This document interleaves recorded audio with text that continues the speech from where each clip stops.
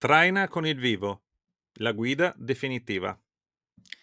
Ecco un'altra tecnica sicuramente interessantissima.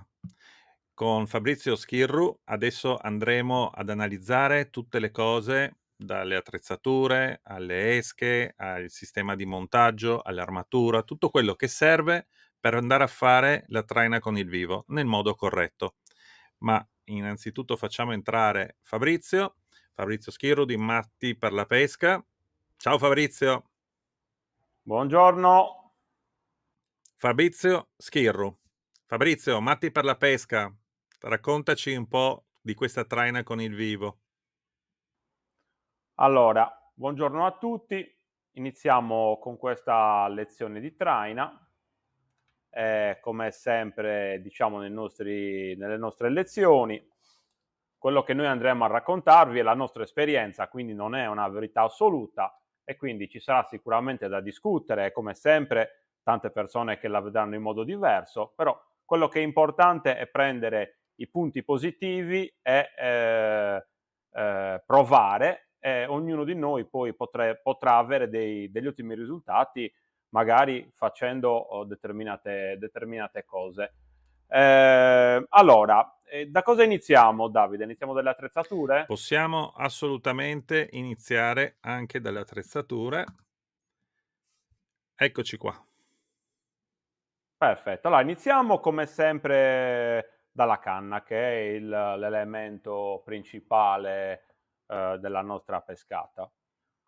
Allora, canne da traina ce ne sono di milioni di marche, milioni di modelli diversi. Oggi, si sta puntando a delle attrezzature molto più leggere rispetto a quelle magari di qualche anno fa, dove si pescava con attrezzature veramente pesanti. Oggi andiamo a pescare con attrezzature da 6 libbre, 10 libbre, 15 libbre, massimo 20 libbre. Ovviamente ce ne sono veramente tante. Io innanzitutto faccio un tipo di traina, diciamo, abbastanza moderna, cioè io ricordo tanti anni fa i vecchi trainisti mettevano le loro canne nel portacanna e partivano per ore di traina senza mai toccare la canna, anzi guai a toccare la canna perché loro dovevano vedere il cimino, dovevano capire. Io sono una di quelle generazioni dove per me la canna va tenuta in mano. Questo è una cosa molto personale, ovviamente, ognuno fa quello che preferisce, però io dico sempre che quando io appoggio la canna sul portacanne vuol dire che sono stanco e me ne voglio andare. Questo perché? Perché utilizzando la canna in mano, secondo me, noi possiamo sentire molte più cose rispetto a una canna su un portacanna. Quindi ci accorgiamo di quando l'esca si innervosisce e quindi inizia a muoversi, ci accorgiamo più facilmente quando il piombo tocca a fondo, quindi riusciamo a recuperare velocemente e tante volte riusciamo a sentire delle mangiate di pesce che altrimenti noi non riusciremo a sentire. Questo particolare sembra strano non sentire una mangiata di un pesce, però succede tantissime volte. Ce ne siamo accorti negli ultimi anni con l'aiuto delle telecamere. Tante volte abbiamo visto nella telecamera degli attacchi molto violenti sul calamaro e sul surello e magari sul vettino della canna noi non siamo riusciti a vederla perché magari in quel momento l'esca invece che andare lontano dalla barca veniva verso la barca e quindi c'è un momento di bando. Questa roba qui noi possiamo magari riuscire a sentire qualcosa in più avendo una canna in mano. Quindi per me avere la canna in mano è sempre una cosa vincente. Allora, vediamo un secondo. Io qua, allora, vi faccio vedere, questa è la canna che io utilizzo con più frequenza. È una canna, una Fenice 8 libre con un mulinello molto piccolo. E anche qua, siccome io preferisco utilizzare, ripeto, sempre la canna in mano, ho bisogno di un'attrezzatura molto molto leggera. Quindi mulinello molto piccolo e canna abbastanza leggera. Scusa, Ehm, scusa Fabrizio, la dimmi. Fenice di che brand? La Fenice è una canna Artico, una canna fatta su misura, quindi da cui tu puoi decidere di scegliere colori, modo di anellare, eccetera, eccetera. Tu di Una canna con cui io solito mi trovo molto bene. è una canna che ha un'azione di punta o più progressiva? Sono canne non proprio con azione di punta spiccata, sono abbastanza progressive. Anche qua poi c'è tutto un discorso, perché ci sono persone che preferiscono un'azione di punta, invece ci sono persone che preferiscono un'azione progressiva. Qual è la differenza per chi magari non lo sapesse? Allora, un'azione di punta è una canna molto dura, con solo il vettino che risponde. Quindi avremo sicuramente una ferrata molto più veloce, però diciamo che l'azione di punta non ci permette grandi errori. Mentre un'azione un po' più progressiva avremmo qualche magari ritardo nella ferrata, perché è una canna un po' più morbida, però nel recupero ci potrebbe permettere degli svariati errori, o soprattutto ragioniamo sul fatto che un pesce che parte a tutta velocità sul fondo potrebbe strisciare sugli scogli e quindi rovinare magari il nostro trave. Con una canna leggermente più progressiva noi riusciamo a mascherare magari questa problematica e riuscire magari a tirare su un pesce che altrimenti potrebbe rompere. Anche qua la scelta di questa canna è molto molto soggettiva, quindi io non voglio entrare in merito a questo perché non riusciremo mai a trovare un nesso, perché probabilmente parlando anche con te magari tu preferisci una canna diversa. Questo è semplicemente un discorso di piacere di avere una canna. Io mi trovo bene con entrambe. Per tanti anni ho pescato con un'azione a spiccata azione di punta, e quindi riuscivo a staccare velocemente il pesce dal fondo. Però ero anche consapevole che se avessi forzato un po' troppo si sarebbe potuto rompere qualche nodo. Questa è una scelta, i Diciamo pescatori.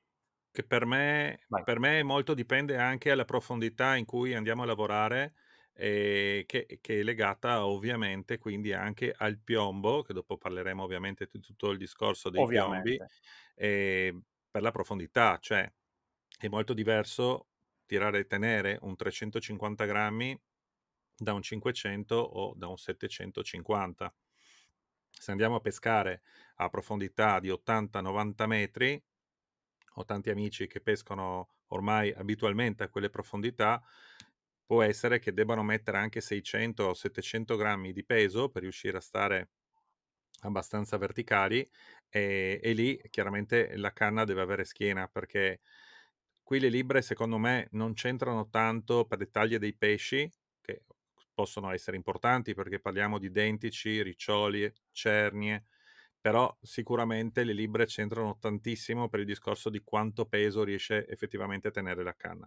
Allora il mio consiglio che posso dare è di prendere una canna soprattutto per i pesi che noi andremo a trainare.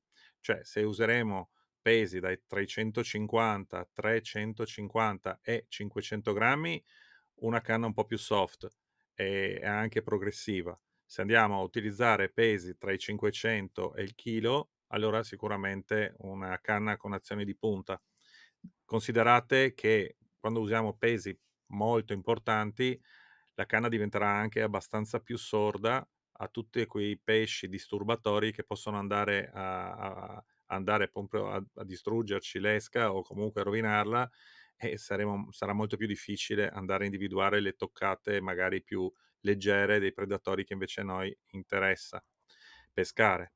Quindi la canna secondo me, ecco, una buona discriminante può essere anche le profondità operative su cui noi sappiamo che magari andremo a pescare, oltre che le taglie dei pesci ovviamente. Ovviamente una canna azioni di punta a grande profondità riesce ad arrivare molto, molto più velocemente, la ferrata arriva sicuramente più veloce, però è anche vero che la maggior parte di persone utilizzano canne più progressive, forse proprio perché la canna più progressiva ti permette più errori. Però, ripeto, quello è sempre molto, molto soggettivo e non stiamo qua a dire quale di queste è migliore. Ognuno di noi deve andare a mare, provare determinate attrezzature e poi può decidere quale di queste preferisce. Vi faccio Certo. vedere anche un'altra attrezzatura, che è sempre un'attrezzatura sempre dell'Artico, questa è la Lola dell'Artico. Questa è una canna che io utilizzo per quando devo pescare in superficie. Quindi un altro tipo, non stiamo pescando a fondo, ma stiamo pescando magari col palloncino e con una spezzata, quindi utilizzo una canna molto più tosta che è dedicata semplicemente alle ricciole e magari a qualche tonno. E in questo caso, questa per esempio è una canna che io appoggio nel portacanne perché non è una canna da tenere in mano. Utilizzo un mulinello, in questo caso un Talica 12, sempre un mulinello molto compatto, però leggermente più grande del precedente. E questa, ripeto, è una canna che utilizzo solo per pesci importanti e la lascio in superficie. Quindi vedete che a Mezz'acqua. seconda dei tipi di pesca che andiamo a fare, cambiamo attrezzatura. Ve ne faccio vedere una terza, giusto per vedere quante ce ne sono. Questa è una normalissima Vitality di Tubertini, una canna 12-20 con un Talica 8. Questa è la cannettina che io utilizzo quando porto i ragazzi a fare dei charter o a fare dei corsi. Semplicemente perché è una canna che costa molto meno rispetto alle altre, quindi diciamo è più sacrificabile, però fa il suo sporco lavoro e quindi ragioniamo anche che in base alle tasche di ognuno di noi uno può scegliere una canna normalissima che può costare 100-150 euro fino ad arrivare a una canna che può costare 5, 6, 700 euro. Questo ovviamente ognuno di noi poi va a scegliere la propria attrezzatura.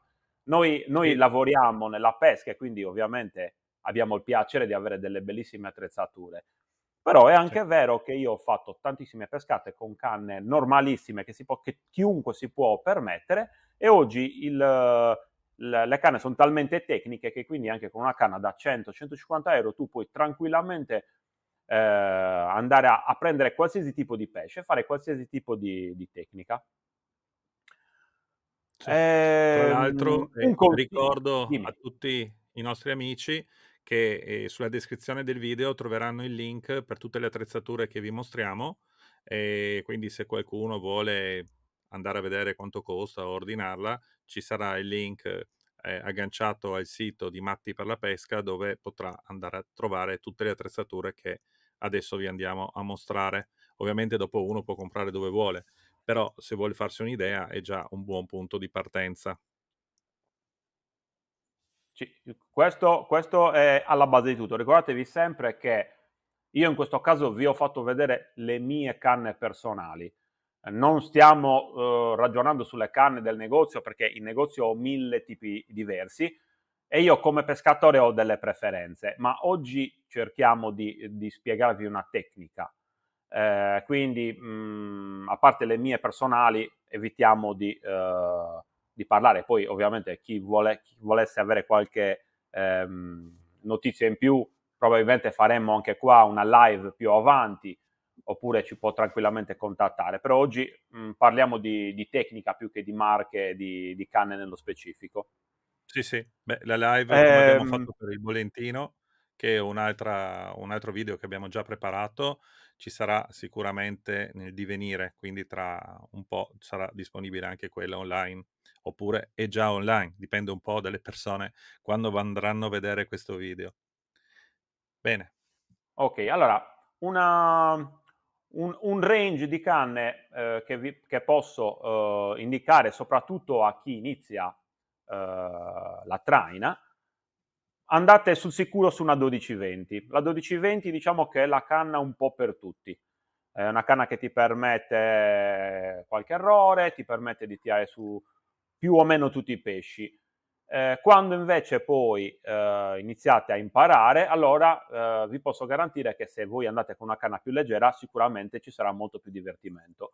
Divertimento vuol dire però anche perdere qualche pesce in più, quindi è un consiglio per magari pescatori un po' più esperti. Inizialmente la 12-20 è la canna per tutti, per chi deve iniziare. Poi potete tranquillamente andare con una normalissima canna in linea, se invece volete le nuove canne si va in canne in acid che sicuramente su pesci importanti ti possono dare un vantaggio in più. Sì, Ehm, il, s- assolutamente. il solito consiglio, questo ve lo do sia da pescatore, ma anche da negoziante: comprate delle attrezzature di qualità, non andate a comprare cose troppo scadenti, perché con i prodotti scadenti non si è mai contenti alla fine. Si rischiano rotture, si rischiano pesci, si rischiano tante problematiche, magari gli anelli che si rovinano dopo pochissimo tempo. Ovviamente poi ognuno deve fare anche i conti con la propria tasca. Comunque oggi si trovano tantissime soluzioni anche senza dover spendere cifre assurde. Assolutamente. Sulla canna, Davide, poi penso che possiamo anche andare avanti. Poi ripeto, se qualche amico avrà qualche domanda in particolare, poi la andremo a vedere un po' più avanti. Facciamo Assolutamente. un focus forse sul mulinello. Anche là, un altro attrezzo forse ancora più importante della canna, anzi più importante sicuramente è l'attrezzo che viene messo più sotto stress nella traina. Allora, il consiglio sui mulinelli, anche là, io lo dico sempre, compratevi un ottimo mulinello. Se dovete scegliere tra un mulinello e una canna, io preferisco spostare il mio budget più sul mulinello che sulla canna, perché il mulinello è quello che andrà a sopportare tutto lo stress del piombo guardiano e tutti i saliscendi della traina. Allora, iniziamo a vedere nello specifico il mulinello. Allora, io utilizzo dei mulinelli molto piccoli, in questo caso un Talica 8, mulinello molto potente, di casa Shimano, piccolissimo. Questo, come dicevo prima, perché utilizzando la canna sempre in mano, avere un mulinello molto leggero è ovviamente un punto a nostro favore.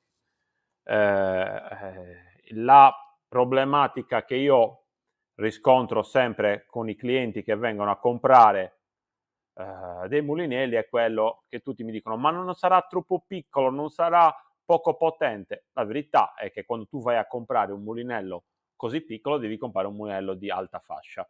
Allora, a quel punto, nonostante sia piccolo, avrà una tenuta in chili molto elevata e avrà sicuramente una fluidità importante.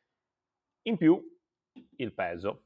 Ovviamente, quando poi andiamo a fare cose un pochettino più cattive, come vi ho fatto vedere prima, io ci metto il Talica 12. Talica 12 è un mulinello leggermente più grande con cui puoi andare tranquillamente a fare qualsiasi tipo di pesca e ti permette anche di magari recuperare, quando capita, oggi sempre più spesso, anche il tonno. Non è un mulinello da tonno, però ci è capitato tante volte di doverlo combattere con ottimi risultati. Volevo dire che, sicuramente è importante il mulinello deve essere di tipo rotante, non si possono usare mulinelli fissi e soprattutto la frizione deve essere a leva e non a stella. Ci sono mulinelli rotanti con la frizione a stella, ma non sono assolutamente adatti alla traina con il vivo. Questo proprio per Facciamo vedere. l'azione, in pesca. Cioè, noi per far battere il piombo sul fondo, dobbiamo aprire la frizione, liberare il filo, quindi il piombo toccherà il fondo, dopodiché chiuderemo di nuovo la frizione, recupereremo qualche giro di manovella e lì saremo in pesca, sapendo che il nostro piombo è molto vicino al suolo, diciamo al fondo stesso.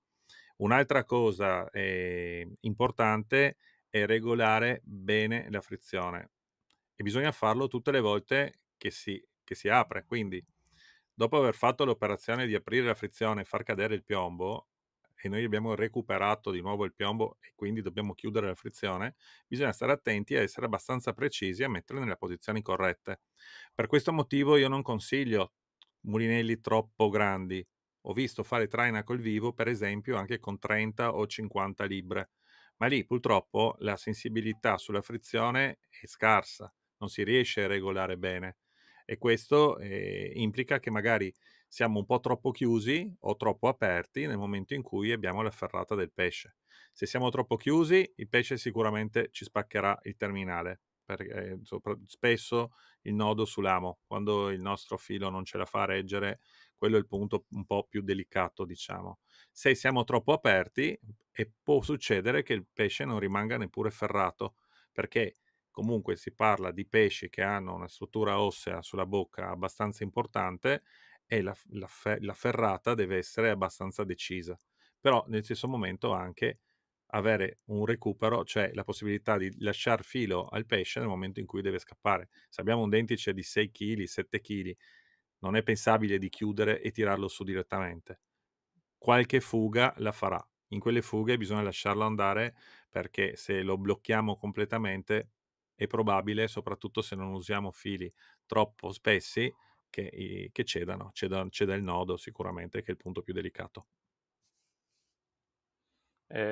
Spieghiamo per gli amici più giovani qual è stato, diciamo, il salto tra i mulinelli grandi e i mulinelli piccoli. Allora, fino a un po' di anni fa la traina si faceva col nylon, quindi per poter mettere nel nylon 2, 3, 4, 500 metri, scusate, nel mulinello il nylon, ci volevano dei mulinelli molto grandi. Con l'evento del trecciato tutto ciò è diventato inutile, perché un qualsiasi mulinello piccolissimo riesce a una capienza di 3, 4, 500 metri di trecciato, quindi a oggi fondamentalmente il mulinello grande non ha più ragion d'essere, è solo per quanto mi riguarda del peso.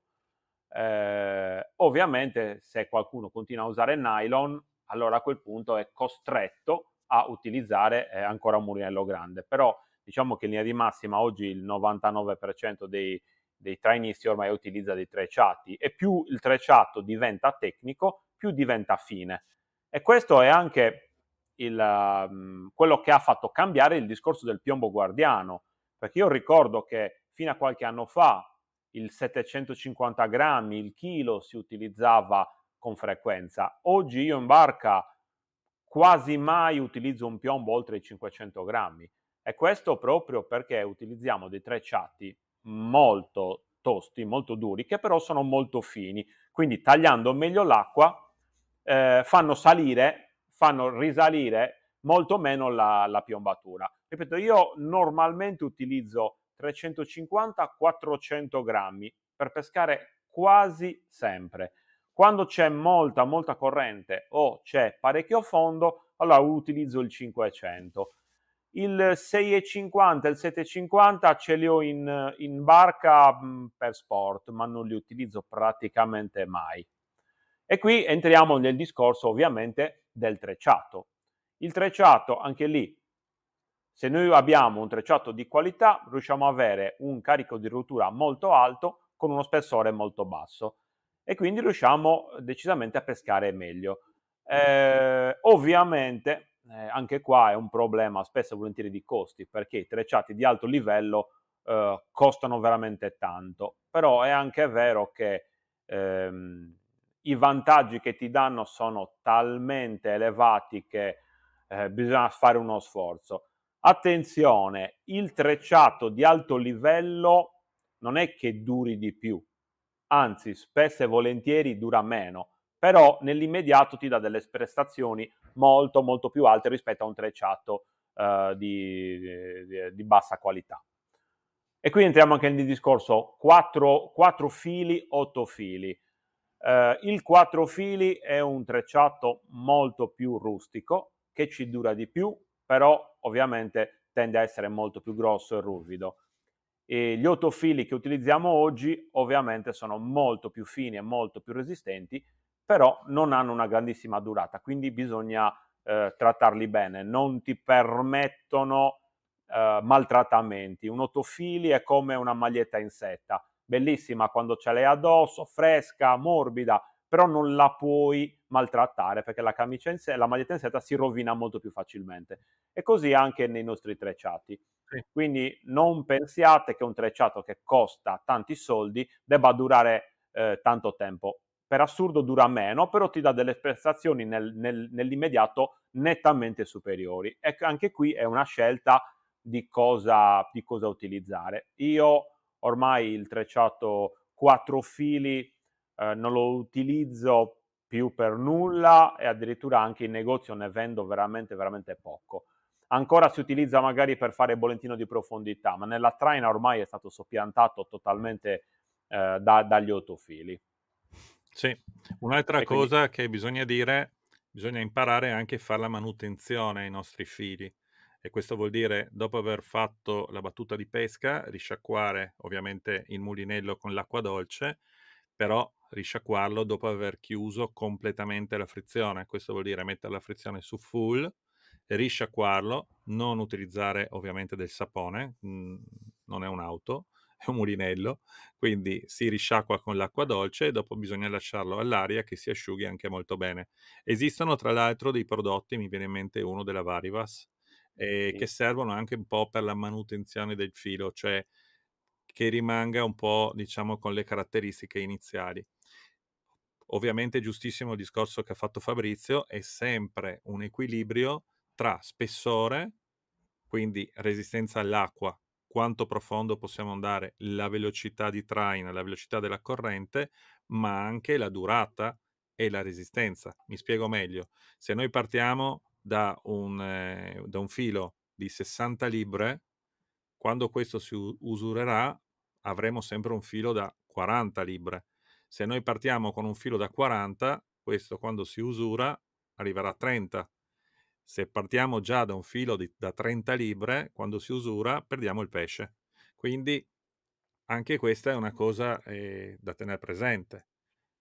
Magari per quelli che non hanno intenzione di fare un cambio ogni stagione, perché questa in pratica è il ritmo a cui bisognerebbe cambiare i fili, io posso consigliare magari prendete un filo leggermente più spesso, sarete obbligati, se andate molto profondi, a mettere un piombo un po' più pesante, ma almeno vi durerà un po' di più.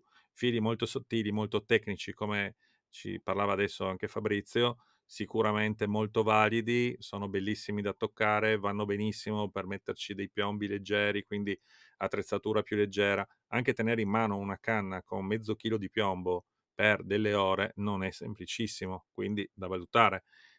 Però quei fili lì, vi dico subito, soprattutto i fili nuovi, dopo 2-3 mesi d'utilizzo uno è obbligato praticamente a sostituirli, se no va troppo a scapito della qualità, e cioè della resistenza a tutti gli effetti.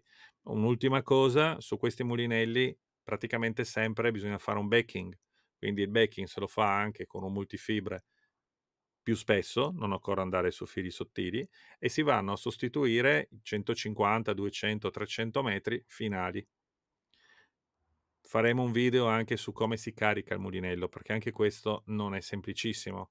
Ci sono dei valori di carica, nel senso che io non posso mettere il multifibre con una frizione di 1 chilo, per esempio, cioè morbido all'interno del mulinello, perché nel momento in cui ho un combattimento con un pesce e questo pesce mi porta via del filo o c'è una trazione superiore ai 3, 4, 5 chili, il multifibre può entrare tra gli altri, tra il resto del rotolo, si incastra e in quel momento si blocca e quindi vai a perdere il pesce perché si va a spaccare sul terminale.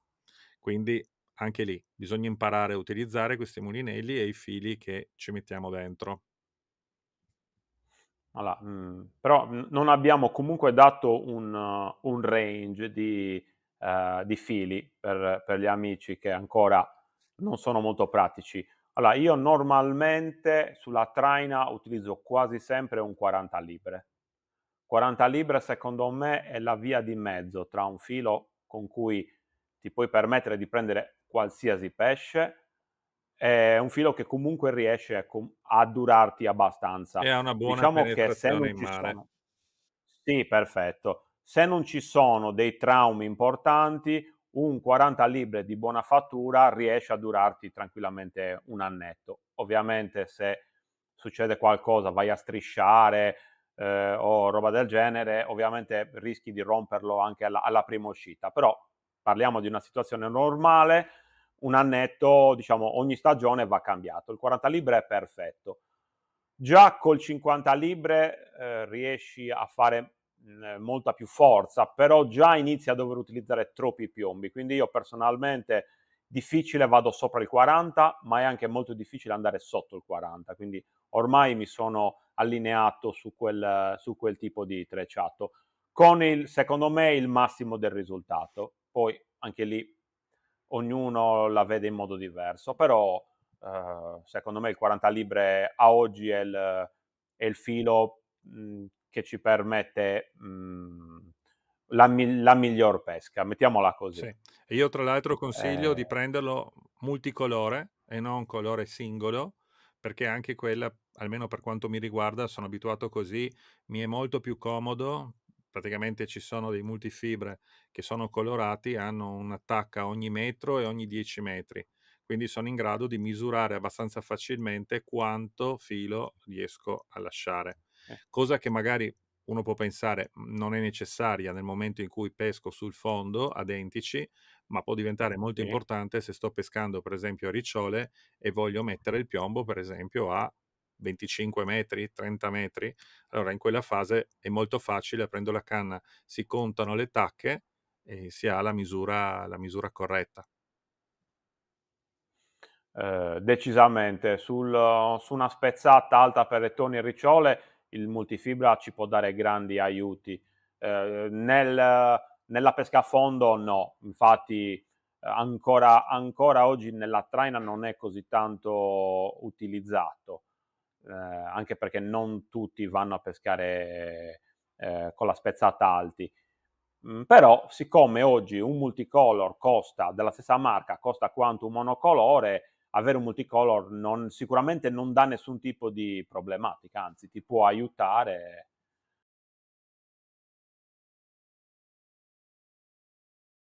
Iniziamo a parlare del preterminale.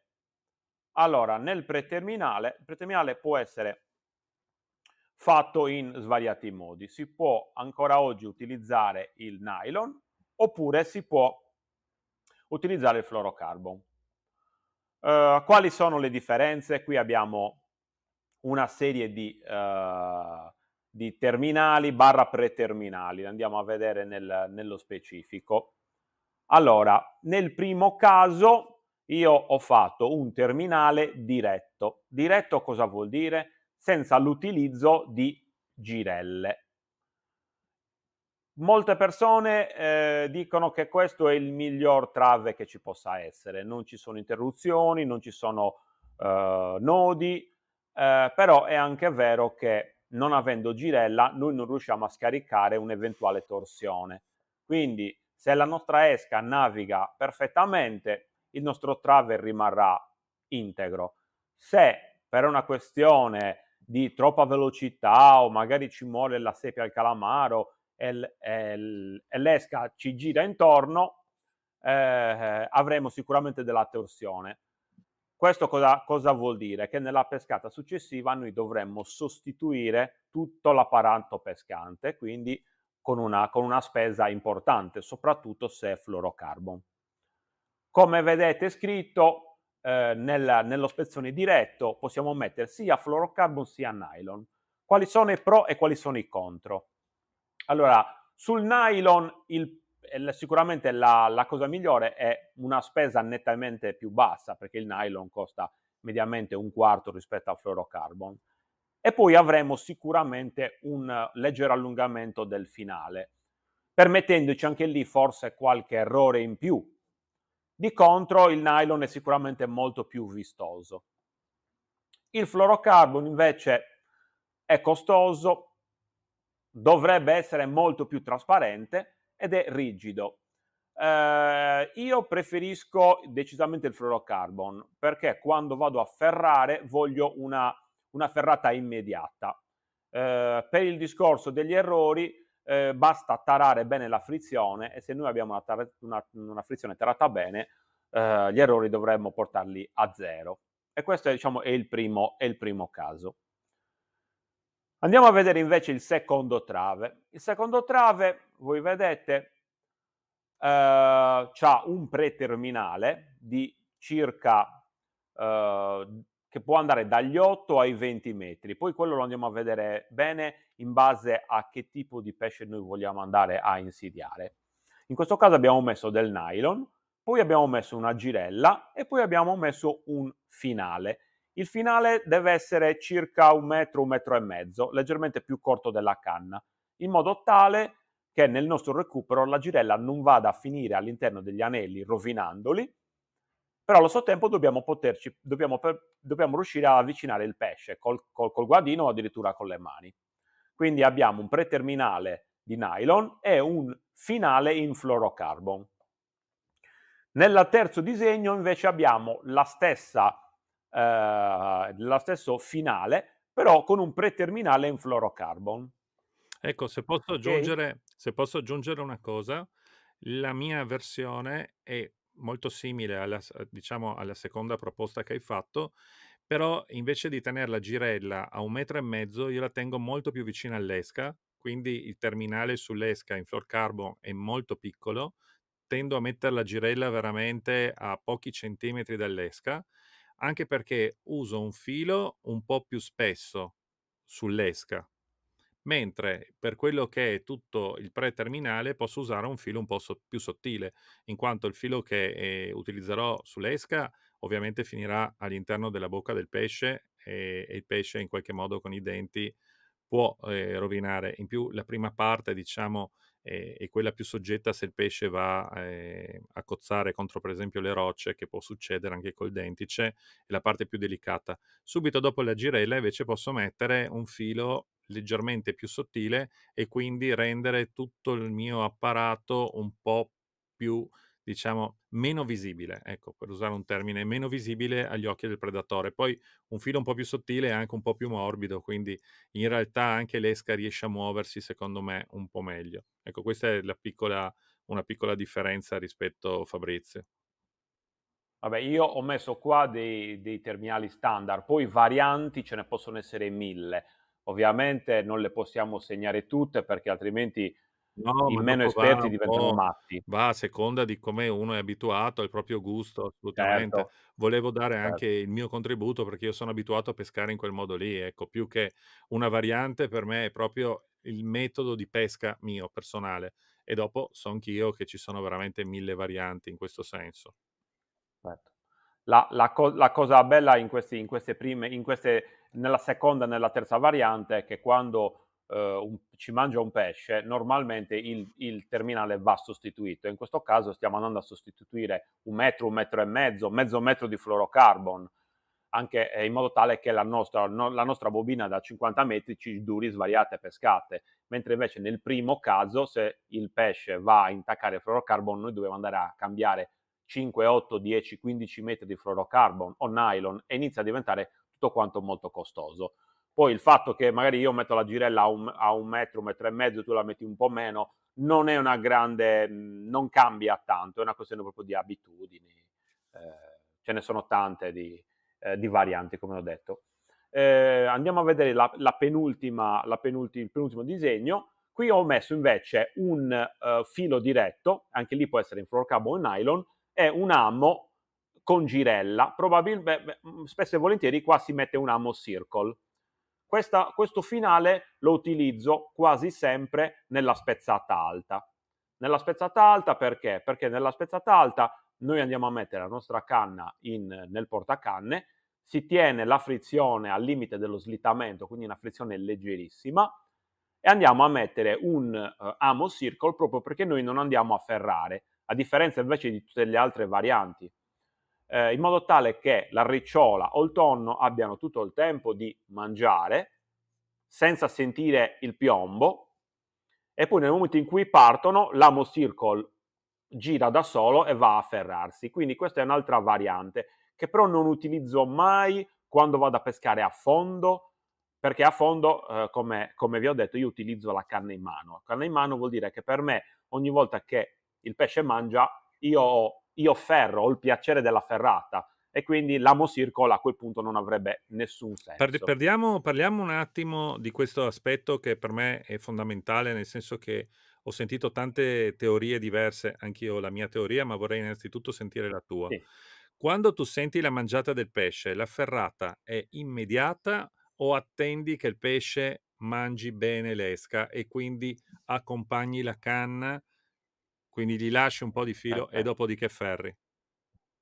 Questa è una domanda molto interessante. Secondo me già il fatto che io sia uno di quelli che pesca sempre a canna in mano ti fa capire. Allora, innanzitutto, le mangiate sono tutte diverse, quindi, non c'è una risposta esatta, devi un attimino capire chi ti sta mangiando. Se tu inquadri, e lo puoi inquadrare con la canna in mano, che ti sta mangiando per esempio una cernia. La cernia è una mangiata molto particolare, fa una sorta di vuoto. Quando ti mangia la cernia, come si dice, devi chiudere gli occhi e ferrare e forzarla, altrimenti quel pesce l'hai quasi sempre perso. Invece se ti mangia un dentice, ti mangia un pagro o addirittura ti mangia una ricciola, la ferrata deve essere completamente diversa. Devi proprio cercare di farglielo mangiare. Spesso e volentieri mi è capitato di essere a metà barca sentendo la mangiata e nel momento della ferrata mi sono accorto che sono arrivato a fine barca perché proprio ho camminato per dargli la possibilità di mangiare e di ingoiare. Però anche quelle sono sensazioni. Capite bene che fare una cosa del genere a canna in mano è un conto, messo sulla murata tutte queste piccole virgole, queste sensazioni ce le hai molto, molto meno. Sì, infatti Ehm, parlando proprio della mia esperienza personale, diciamo che dipende tantissimo dalla mangiata. Mediamente i tonni, deformazione professionale, i dentici quando mangiano non ingoiano subito l'esca, ma danno prima un paio di colpi forti per stordirla e dopodiché si girano e la mangiano. Allora, sento le 2 toccate sulla canna, di solito io accompagno un po', ci vuole di solito 1 secondo e mezzo, 2 secondi e dopodiché riparte un'altra toccata, di solito un po' più violenta e in quel momento lì faccio la ferrata. Ecco, questa è un po' la mia tecnica normale sui dentici. Chiaro che se abbiamo un altro tipo di pesce, come può essere la ricciola, però la ricciola di solito io la prendo sul portacanne, non tenendo la canna in mano, sì, assolutamente, però perché rimane può lì. capitare ogni tanto che la ricciola ti mangia a fondo, come è capitato a tante volte anche a me, e non sono io che ho preso lei, ma lei che ha preso me. In quel caso la ricciola però molte volte mangia diretta, Sì, sì, in quel caso mentre lì invece se tu non hai problemi sì, perché ti porta via di mano il filo con la canna ti e tutto, porta se via non di stai mano. attento. Mentre invece se tu la vai a prendere come deve essere presa, quindi con la spezzata, spesso e volentieri la ricciola tiene l'esca fra i denti anche per 1 minuto, 2 minuti, è incredibile.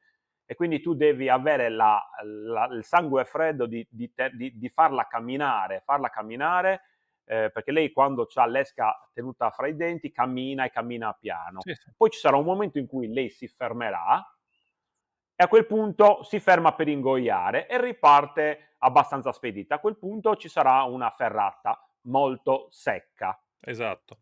È un po' Que come il pesce spada. Ho pescato diverse volte anche il pesce spada, e anche il pesce spada c'è una tecnica proprio ad hoc.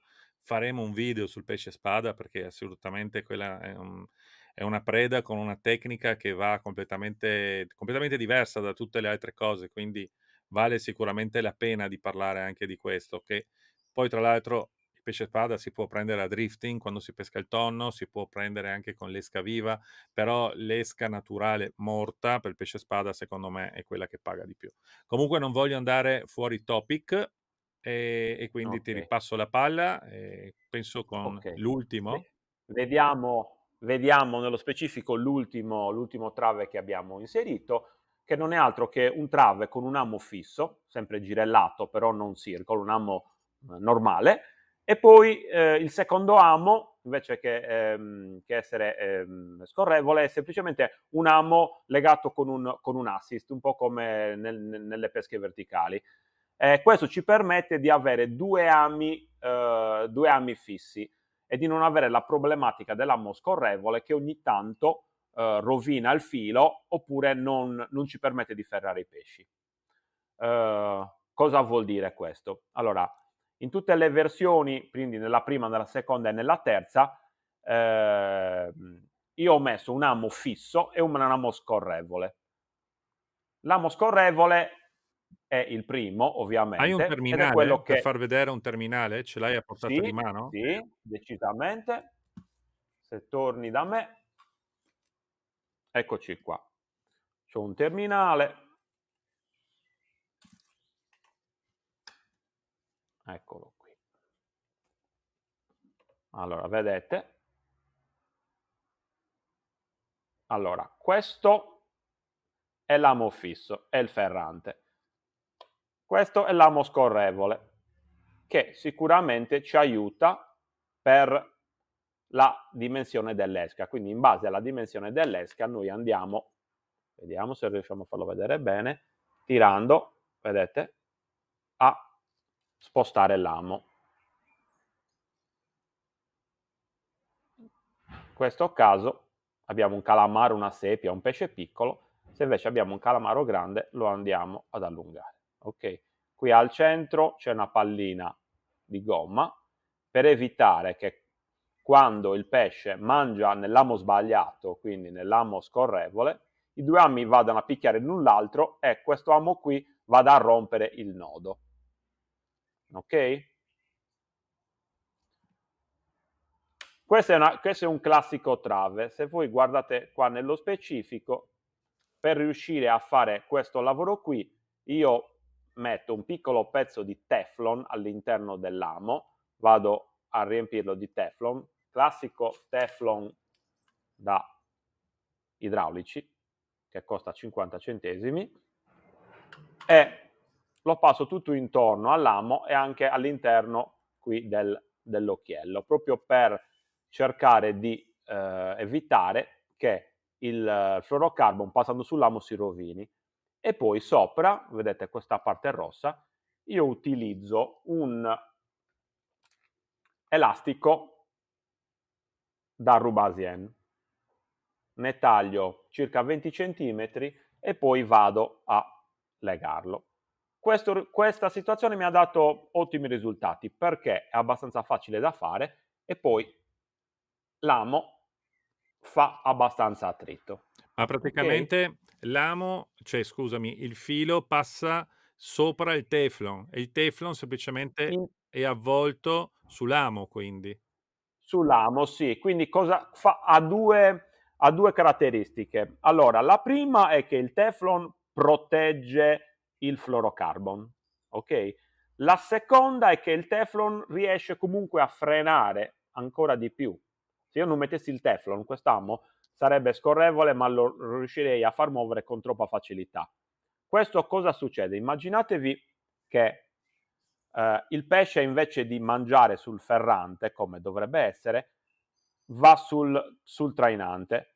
Se il trainante è troppo morbido, il trainante va dietro, se ne va dietro a battuta, e spesso e volentieri quest'amo rompe questo nodo, oppure, non essendo duro, non riesce a ferrare il pesce. Quindi cosa succede? Che il pesce rimarrà semplicemente puntato, noi come al solito pensiamo di averlo ferrato, invece basta una leggero filo in bando, l'amo va via e noi perdiamo questo pesce qui. Sì, poi tra l'altro c'è anche un altro problema, abbiamo un calamaro grosso, se il filo, il trainante è un po' lasco, ci ritroveremo il calamaro schiacciato, nel senso che si piega.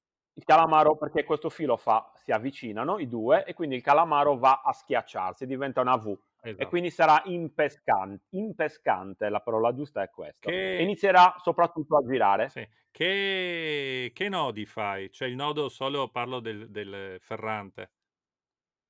Guarda, io utilizzo un normalissimo Palomar. Ah, Palomar, okay, okay. Sì, un nodo abbastanza facile che tutti possono fare, riesco a farlo in una frazione di secondo anche in mare quando c'è fretta, perché molte volte capita che hai i pesci sotto, devi tagliare, devi fare, quindi il Palomar alla fine è uno dei nodi, però anche lì ce ne sono 10.000 e anche qua nella girella, perché vedete io preparo tutti i travi pronti con la girella, perché utilizzando anche qua un Palomar ho la possibilità di fare un Palomar anche da questa parte, semplicemente facendo passare tutto il trave all'interno dell'occhiello del Palomar. Chiaro. Se invece avessi questa girella nella canna, non riuscirei a utilizzare il Palomar, perché dovrei far passare la canna all'interno del nodo, diventa impossibile.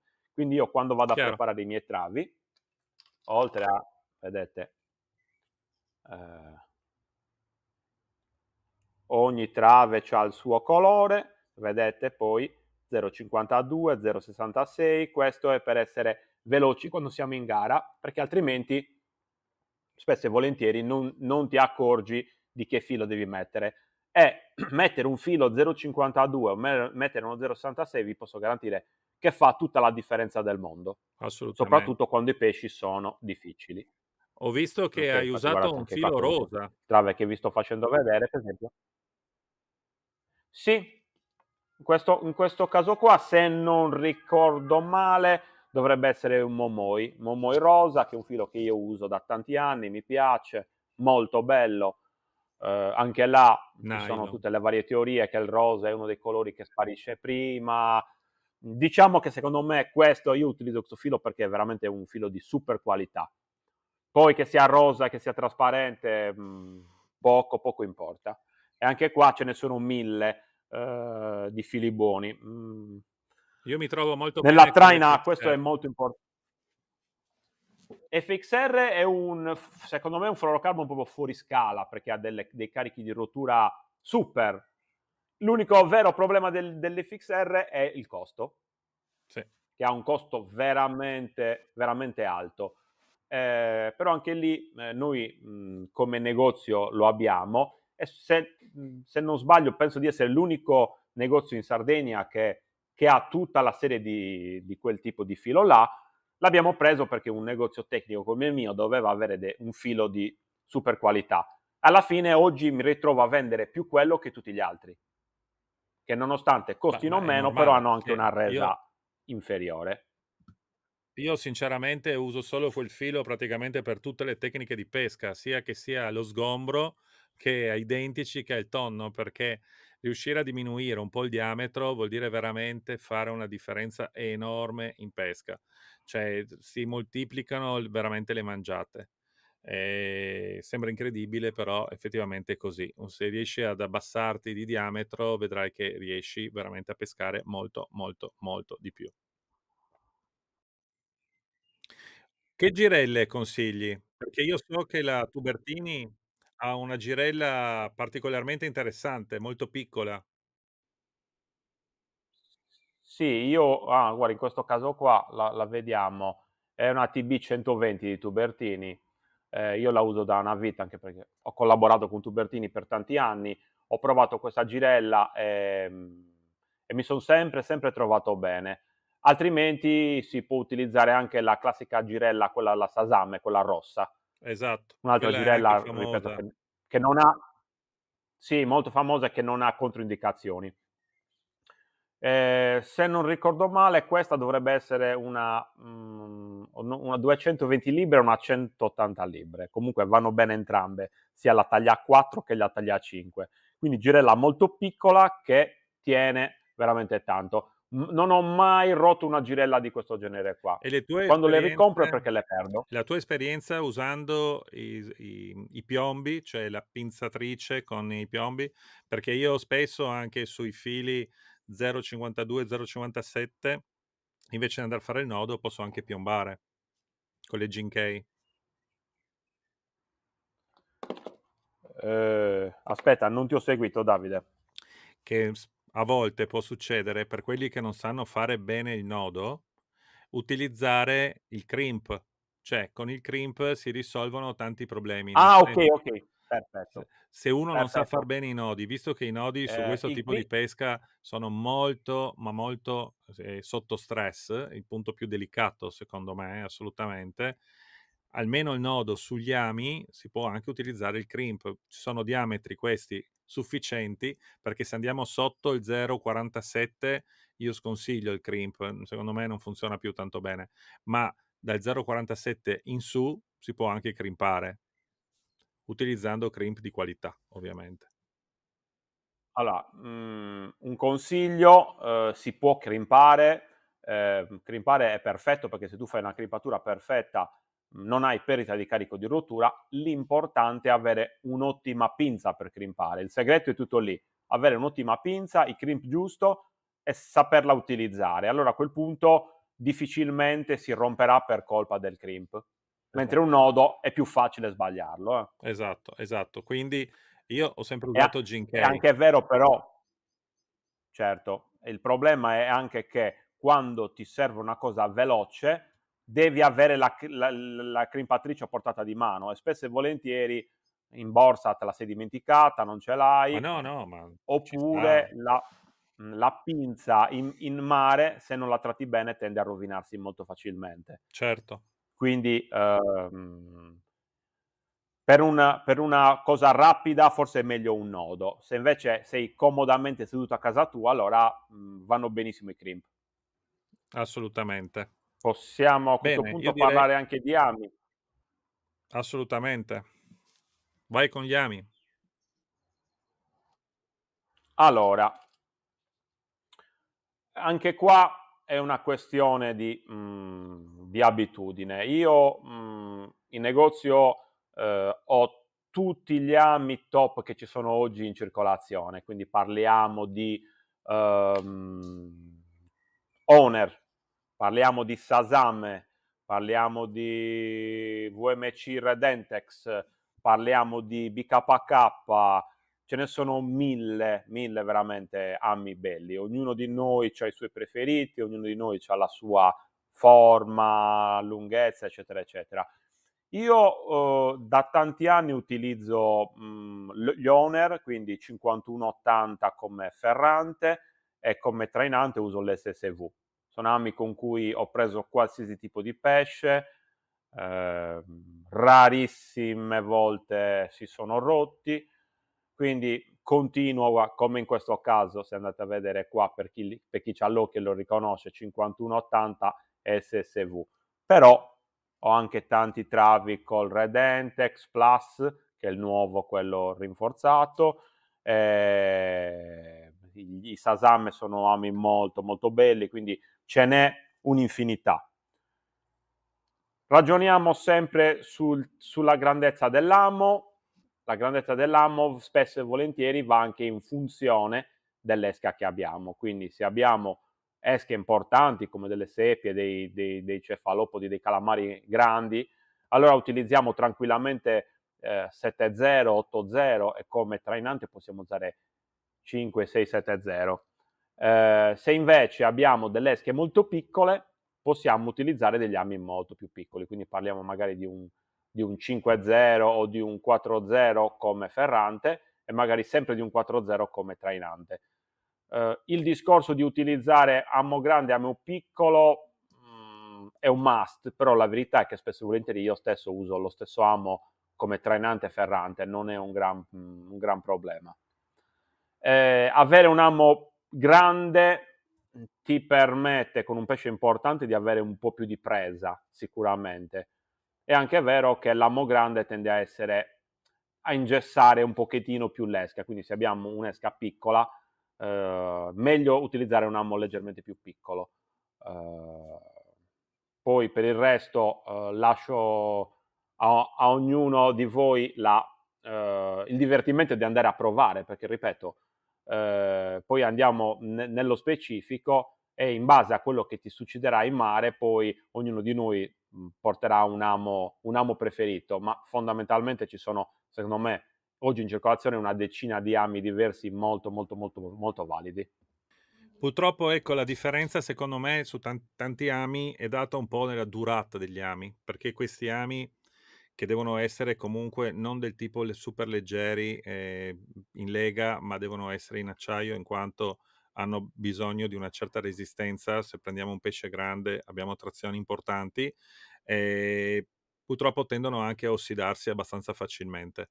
Io ho visto che un buon sistema per salvaguardare gli ami è trattarli prima e dopo con un pennarello marker indelebile.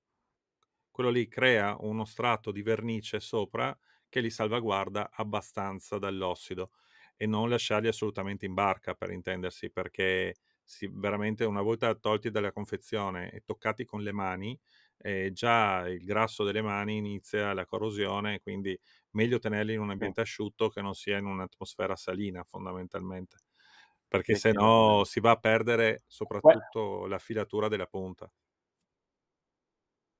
Questo ovviamente vi fa capire che gli ami sono quasi usa e getta, nel senso che, dopo che li usate 1 volta, 2 volte, a distanza ravvicinata, poi l'amo va cambiato, proprio perché va a perdere leggermente la punta e poi lasciato nel sughero, molte volte se è bagnato, tende a creare proprio quella patina di ossido, leggermente di ruggine, che poi va a intaccare proprio la struttura dell'amo e molte volte l'amo si può spaccare. Ehm, io difficilmente utilizzo l'amo più volte, soprattutto se prendo pesci importanti, perché anche la struttura ossea dell'amo tende a rovinare la punta quando l'amo va a infilarsi. Altra cosa importante, quando prendete un bel pesce, il trave va sempre cambiato, perché vi posso garantire che spesso e volentieri per pigrizia, per velocità abbiamo riutilizzato lo stesso trave di un pesce, riutilizzato subito dopo eppure controllato e sembrava perfetto, il secondo pesce rompe, perché lo stress della ferrata è veramente importante, quindi i nodi tendono veramente a andare sotto sforzo e il fluorocarbon basta una micro lesione, una micro frattura e tende a rompersi facilmente. Quindi il consiglio che io do, dopo aver preso un pesce, cambiate completamente il vostro terminale ed è per questo che sarebbe sempre meglio andare a pesca con svariati terminali. Assolutamente, assolutamente. Ma tanto noi dopo aver fatto Da, un pesce, quando abbiamo mi fatto sa un che io mi pesce devo oltre i bloccare. 5 chili, torniamo a casa, quindi in realtà il problema non c'è. Bene Fabrizio, abbiamo visto le montature principali, ma possiamo parlare anche delle spezzate, se andiamo a pescare ricciole o tonni. Hai qualcosa da dire anche su questo? Abbiamo una schermata pronta, se non sbaglio. Sì, facciamo una piccola parentesi per questo tipo di pesca, che come hai già detto tu è una pesca mirata alle ricciole, però spesso e volentieri può capitare anche il tonno e anche lo spada. È anche vero che di tanto in tanto anche qualche dentice, qualche parago tendono a salire e a mangiare su queste scacche qui, però ovviamente sono dei casi abbastanza limite. Allora, questo, secondo me è l'unico vero modo per andare a prendere ricciole, nel senso che, come abbiamo già detto anche prima, quando noi peschiamo a fondo non siamo noi che prendiamo la ricciola, ma è la ricciola casualmente che prende noi. Questo invece è il modo esatto, il modo pulito per poter andare a insidiare, questi grossi pelagici. Nel primo disegno, vedete che c'è un un trecciato che va sino al fondo, poi vedete okay, poi vedete che ci sono quei 3, 1, 2, 3, quelli sono i piombi. Si chiama spezzata perché noi non facciamo altro che prendere i nostri 4 o 500 grammi e dividerli in 3 piombi più piccoli. Questo cosa cambia? Perché molta gente mi dice: ma il peso è lo stesso. Sì, il peso è lo stesso, ma essendo frazionato, la ricciola quando mette l'esca in bocca tende a sentire solo il primo piombo, che sarà 100-150 grammi, e quindi sarà molto meno sospettosa. Ovviamente questi tre piombi, come vedete, sono montati sul trecciato a circa 3-4 metri l'uno dall'altro e ci permetterà proprio di poter scendere comunque con 400-500 grammi, ma di far sentire al pesce molto meno piombo. È anche vero che con questo tipo di piombatura noi non riusciamo a scendere in profondità, tant'è che la spezzata solitamente lavora in superficie o a mezz'acqua, che è il campo d'azione preferito delle ricciole. E In questo caso, come vai a dimmi legare Davide. i piombi sul multifibre per non rovinare multifibre e che siano facili da sganciare?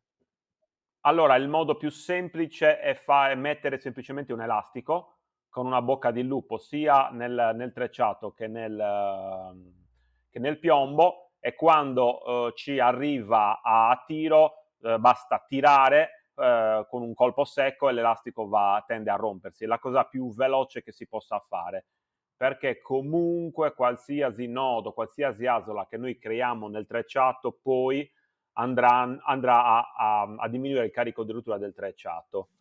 Oppure si può anche mettere un piccolo pezzo di trecciato sul piombo e fare una sorta di asoletta volante che viene come nel piombo guardiano, che viene tolta semplicemente tirando uno dei due lembi. Però io preferisco mettere l'elastico, è Ok, la cosa più rapida e indolore che c'è. ok, ok. Una cosa molto importante, una volta che noi facciamo la spezzata, solitamente poi dobbiamo andare a mettere almeno 20 metri di preterminale, perché la ricciola è in assoluto il pesce più difficile da catturare, è sempre il più Sospettoso, dubbioso. sospettoso. Perfetto, sospettoso. Quindi avere un 20 metri di preterminale dà all'esca molta più mobilità. È l'unico pesce dove io metto 20 metri. Qui ci riagganciamo un po' a quello che abbiamo detto anche prima. Se poi invece andiamo a pescare a fondo, io normalmente, se so che ci sono tipo delle cernie, metto anche 8 metri di preterminale. Quando invece si va a pescare standard a paraghi identici, andiamo tra gli 8 e i 15 metri più o meno. Poi ognuno ha la sua, però l'unico caso in cui io metto 20 metri è proprio nella spezzata per la ricciola. E questo, vedete, è la prima montatura con la spezzata. Nel secondo... Che Dimmi. diametro usi sulla montatura? Che diametro per le ricciole vai a caricare su? Allora, io normalmente come diametro, come preterminale uso lo 0,62. In un caso del genere tendo a mettere un 70, solitamente, perché la ricciola che arriva può essere grossa, ma può arrivare, ripeto, anche un tonno. Quindi questo è l'unico caso in cui io vado con uno 0,70. In tutti gli altri casi uso sempre uno 0,62 come preterminale. E sempre il fluorocarbon usi? Io uso quasi sempre fluorocarbon. È anche vero che il nylon, essendo un po' più morbido, dà un po' più di mobilità all'esca, però poi quella è una scelta che ognuno deve fare. Io tendo a usare quasi sempre fluorocarbon. Sì. Io invece personalmente preferisco preterminale in nylon o in fluorine, soprattutto per un discorso di elasticità, cioè mi Ok, aiuta molto nel combattimento. Essendo il multifibre caricato sul mulinello molto rigido, diciamo che un preterminale di 15-20 metri fatto in fluorine o in nylon mi aiuta tanto e posso anche scendere leggermente di diametro senza grandi problemi, ecco, fondamentalmente. Sì, io pesco 0,57, 0,62 come preterminale. Dopo il terminale anch'io 0,70, però 0,57 per quello che riguarda il preterminale. Non mi serve essere più spesso. ok, questa, come ho detto prima, ognuno di noi ha delle varianti che Quindi la non sono tutte girella tu la giuste. metti dopo il diciamo la girella la metti tra il multifibre e il preterminale, mi sembra di capire. No, no, no, no, no. Allora, io metto in questo caso la girella direttamente sull'amo. Ah, okay, okay. Sì. Io, come avete visto anche in Ma quindi tutti gli altri il preterminale diventa anche finale a tutti gli effetti? sì, in questo caso è un tutt'uno. In questo caso è un tutt'uno. Okay, Avete visto anche negli altri disegni precedenti, io non metto mai la girella fra trecciato e preterminale. È una cosa che odio. sì, Fare entrare la girella all'interno degli anelli è una cosa per me insopportabile, anche perché gli anelli sono fatti in pietra, la girella è in metallo, prima o poi la girella romperà o intaccherà un anello.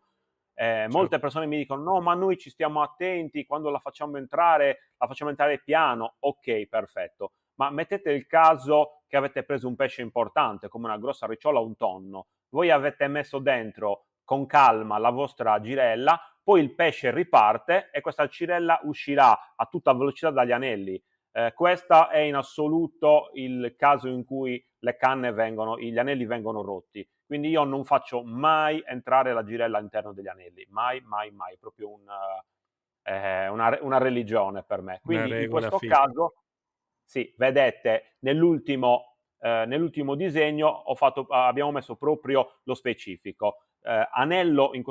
Scusatemi, amo circle con girella, che è un classico amo da tonno, magari non usiamo un 8.0 ma usiamo un 6.0 nel caso della ricciola, a cui andiamo a attaccare il noise ring. Lo vedete?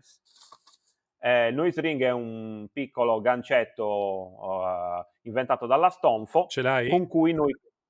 sì, ce l'ho da qualche parte, vediamo nella mia borsa se lo trovo facilmente. Si riesce a vedere? Un po' più indietro. Ok. Eccolo qui. È un piccolo gancetto in ferro che va a attorcigliarsi all'amo e poi un piccolo gancettino che noi infileremmo nel naso del pesce senza ferirlo e il pesce rimarrà perfettamente vivo all'interno senza doverlo bucare. Quindi praticamente ci rimarrà vivo tutta la sessione di pesca. Addirittura quando noi finiamo la sessione di pesca e il nostro pesce è perfettamente vivo, si merita la libertà. Noi lo liberiamo e lui riparte tranquillamente come se niente fosse successo. Mentre se noi gli andiamo a mettere un amo, soprattutto un amo grosso, tendiamo a ucciderlo o comunque dopo qualche ora lui non riuscirà più a nuotare. Quindi questo è un piccolo stratagemma, molti fanno la legatura catalina, però anche lì è tutto un po' più complicato, invece qua basta agganciare un noise ring ed è tutto più semplice. Come vedete in questo caso abbiamo utilizzato un amo circle, ne abbiamo parlato anche prima. Questo perché? Questo perché in questo tipo di pesca io tengo sempre la canna sul portacanne e la cosa importante è mettere la frizione al limite dello slittamento, perché la ricciola, l'abbiamo già detto, è il pesce più difficile, il pesce più che tende a tenere l'esca in bocca per anche parecchi minuti. Quindi nel momento in cui lei sente una trazione, che può essere un piombo, può essere una frizione un po' troppo dura, potrebbe sputarvi la vostra esca. La classica esca resa da una ricciola è quel pesce completamente schiacciato senza squame o il calamaro schiacciato senza la pelle, perché lei tiene proprio l'esca in mezzo ai denti e cammina, ma cammina anche per un minuto e mezzo.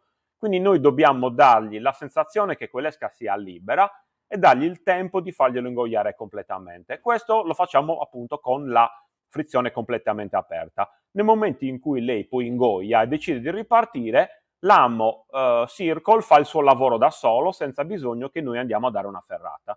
Quindi fa tecnicamente tutto quanto da solo. Una domanda. Questo è uno dei pochi casi dove io uso un amo Circle. Ok, adesso abbiamo visto l'innesco del pesce che può essere uno sgombro, può essere un tombarello anche se andiamo veramente a ricciole o a tonni, ma nel caso del calamaro che tipo di innesco usi? Cioè, che Allora, amo? dovremmo avere anche qua dei disegni. Allora, facciamo un rapido riassunto delle esche. Allora, per chi non fosse così tanto ferrato nella traina. Allora, nella traina noi possiamo utilizzare qualsiasi tipo di esca. Se andiamo mirati sulle ricciole, secondo me è meglio utilizzare un pesce, quindi un surello, un tombarello, anche pesci di grandi dimensioni. Ci è capitato di usare anche pesci di 2, 3, 4 kg. Quindi non spaventatevi perché quelli sono pesci importanti e vanno dritti su esche anche molto grosse. Quando invece andiamo a pescare a fondo, ormai negli ultimi anni si stanno utilizzando soprattutto i calamari. Questo perché con l'avvento dei tatacchi ormai noi riusciamo a prendere calamari quasi tutto l'anno, quindi è un'esca che ci riusciamo a reperire abbastanza facilmente. Parliamo di calamari e parliamo anche di seppie.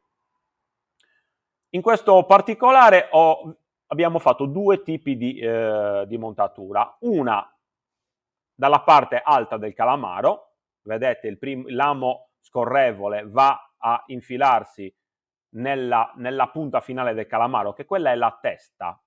Io ho sempre pensato che quella fosse la coda, ma parlando con persone, con amici biologi, mi hanno detto che quella è la testa. Poi l'amo invece ferrante andiamo a infilarlo leggermente davanti agli occhi, quasi sui tentacoli, stando proprio attenti a non toccare mai il calamaro in mezzo agli occhi, perché se noi lo tocchiamo in quel punto il calamaro diventerà subito bianco e morirà all'istante. A noi serve un calamaro perfettamente vivo, quindi va leggermente puntato, sia in testa che in coda. E questo è uno abbastanza semplice. Nel disegno che c'è sotto, invece, facciamo lo stesso innesco, però invece che dalla parte superiore, nella parte inferiore del calamaro, quindi diciamo nella pancia. L'amo trainante si mette sempre sulla punta, proprio pelo sulla punta della testa, mentre invece l'amo ferrante lo andremo a infilare, lo vedete, proprio nel sifone. Se voi riuscite a fare questa manovra perfettamente, vi accorgerete che il sifone è attaccato solo per due piccole parti, quindi noi riusciamo a infilare l'amo e a farglielo girare senza neanche bucare il calamaro, quindi tenendolo perfettamente vivo. Però il sifone gli serve per nuotare. Se tu gli metti l'amo dentro, nuota molto peggio il calamaro. Però ti posso garantire che il calamaro rimane perfettamente vivo. Ovviamente non devi mettere degli ami giganteschi, però io con questo tipo di innesco e facendo magari camminare il calamaro abbastanza raso vicino al fondo, vi posso garantire che gli ami non si vedranno mai. Poi ognuno anche qua preferisce sopra, preferisce sotto, però non ho mai avuto delle controindicazioni su questa roba qui, anche perché, ripeto, glielo stai facendo passare dentro senza neanche bucarlo, quindi lui continua a utilizzare il sifone, non è che non lo riesce più a utilizzare. Ok. Bene, torniamo alla spezzata, dovevi dire ancora qualcosa su questo. Abbiamo la versione numero 2 con la boa, che serve per allontanare un po' il nostro terminale della barca. Perfetto. La situazione numero 2, semplicemente abbiamo aggiunto una boa che ci serve proprio per staccare la nostra esca dalla barca, e questo ci permetterà magari di pescare con due canne, e quindi potremmo usare una canna con la spezzata un po' lontana, magari 40-50 metri, e la seconda canna magari a fondo. E anche quando noi andiamo a fare una curva abbastanza stretta, le due canne non andranno a incrociarsi, mentre invece nel primo caso, se noi non stiamo attenti, facendo una curva un po' stretta, potremmo incrociare le lenze, quindi avendo una situazione disastrosa. Ed è anche per questo che dico a chi non è molto esperto, dico sempre di pescare con una canna. Meglio usarne una e essere concentrati su quello che stai facendo, che avere due canne e magari non riuscire a gestirle, anche perché che ti partano due pesci insieme è abbastanza complicato, e soprattutto se ti dovessero partire due pesci grandi diventerebbe veramente una situazione ingestibile, soprattutto se non è una ricciola ma è un tonno. Allora a quel punto secondo me potrebbe succedere il patatrack, perché gestire due tonni insieme è praticamente impossibile con un'attrezzatura da traina. Non Sì, parlo con un'attrezzatura assolutamente, mirata. assolutamente.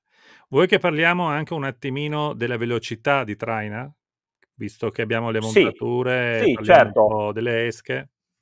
Certo, secondo me la velocità di traina è la chiave di tutto, Diciamo la perché velocità, allora se parliamo di chiavi, sicuramente la velocità e la posizione di dove andiamo a mettere l'esca rispetto all'hotspot. ok, però lì magari ne parliamo dopo e tu Sì, andrai sì, magari nello sì. specifico anche a far capire agli amici quali sono gli spot è anche magari riferito all'ecoscandaglio GPS. Parliamo di velocità pura. Allora, questa è la parte più difficile, secondo me, della traina. A questo punto dico una cosa che io dico sempre a tutti i miei corsisti, che nella traina, solitamente, noi andiamo a pescare magari in due. Uno guida e uno ha la canna in mano. Quello che pesca, il vero pescatore, è quello che sta guidando. Quello che ha la canna in mano è quello che si sta divertendo. Ok? Questo perché? Io ho notato negli anni, portando tanti corsisti a mare, che fin quando loro avevano la canna in mano e io guidavo, i pesci arrivavano. Poi capitava, come sempre, che si fa un change, quindi io andavo alla canna per fargli provare proprio la guida e a quel punto ci siamo sempre accorti che i pesci non arrivavano. Da questo abbiamo capito che la cosa principale sulla traina è proprio il driver, quindi la velocità che si utilizza e come passare sui punti. Questo cosa vuol dire? Allora, la cosa importante è che noi riusciamo a portare la nostra imbarcazione a una velocità che va diciamo, da 0 a massimo 1,5 nodi. Questo perché?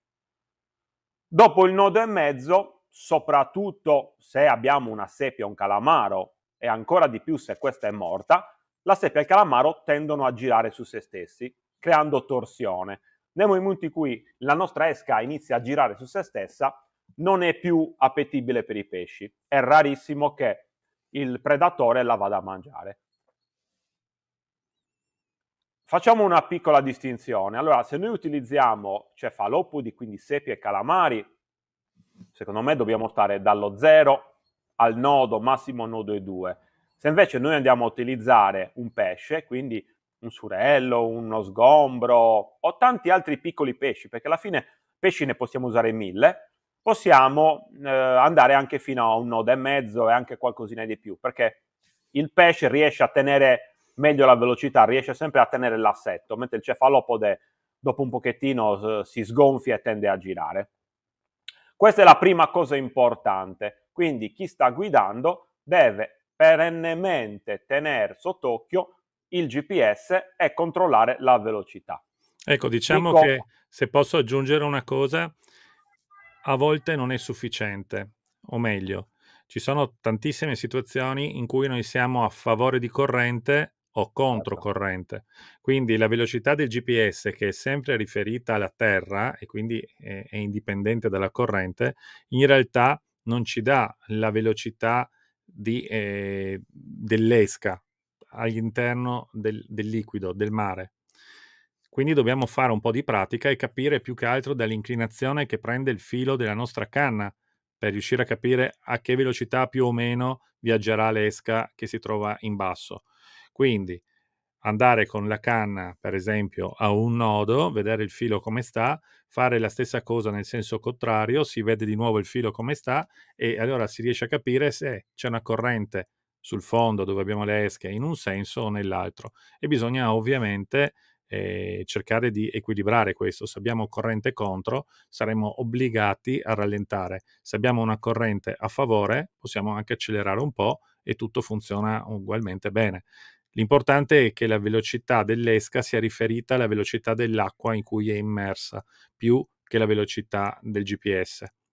Una volta si utilizzava un attrezzo, si aveva un tubo di plastica trasparente con un gomito, veniva fissato fuori dalla barca, a seconda della velocità con cui avanzava la barca, l'acqua nel tubo si alzava rispetto alla superficie del mare, ovviamente utilizzabile soltanto col mare calmo.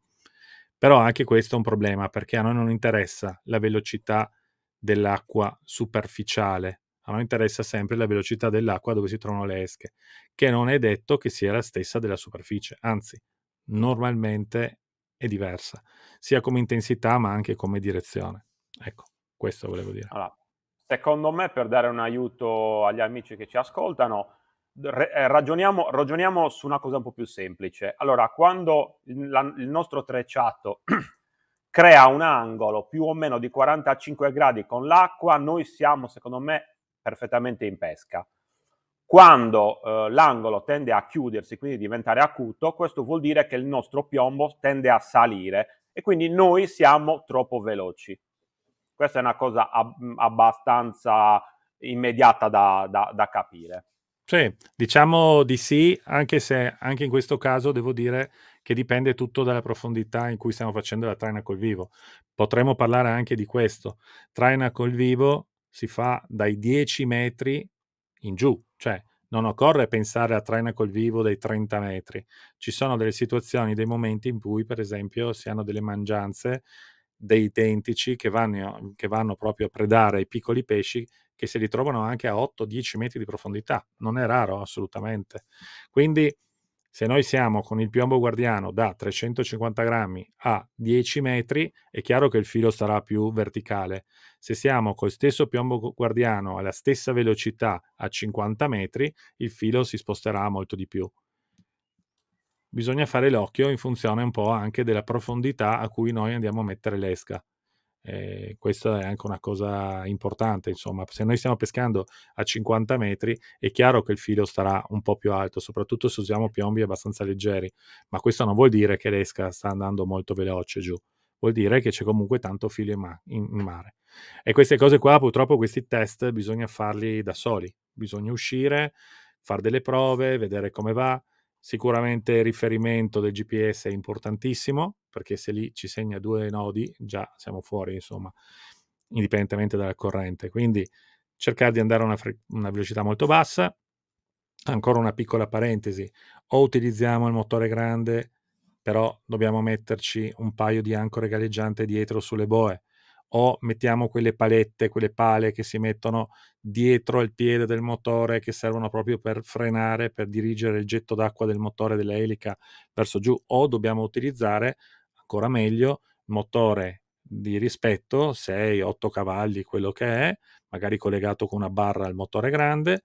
Oppure, ultima variante, sicuramente la più sofisticata, ma quella che ti dà più opportunità di pesca, motore elettrico di prua.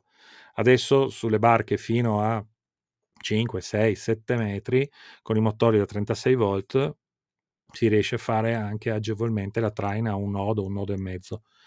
Ovviamente bisogna avere un bel pacco batterie, almeno 100 ampere, e per una giornata di pesca a quella velocità possiamo anche riuscire a farcela, sempre se la barca non è troppo grande. Qua parliamo di barche gommoni o barche 5 metri e mezzo, che non siano troppo pesanti.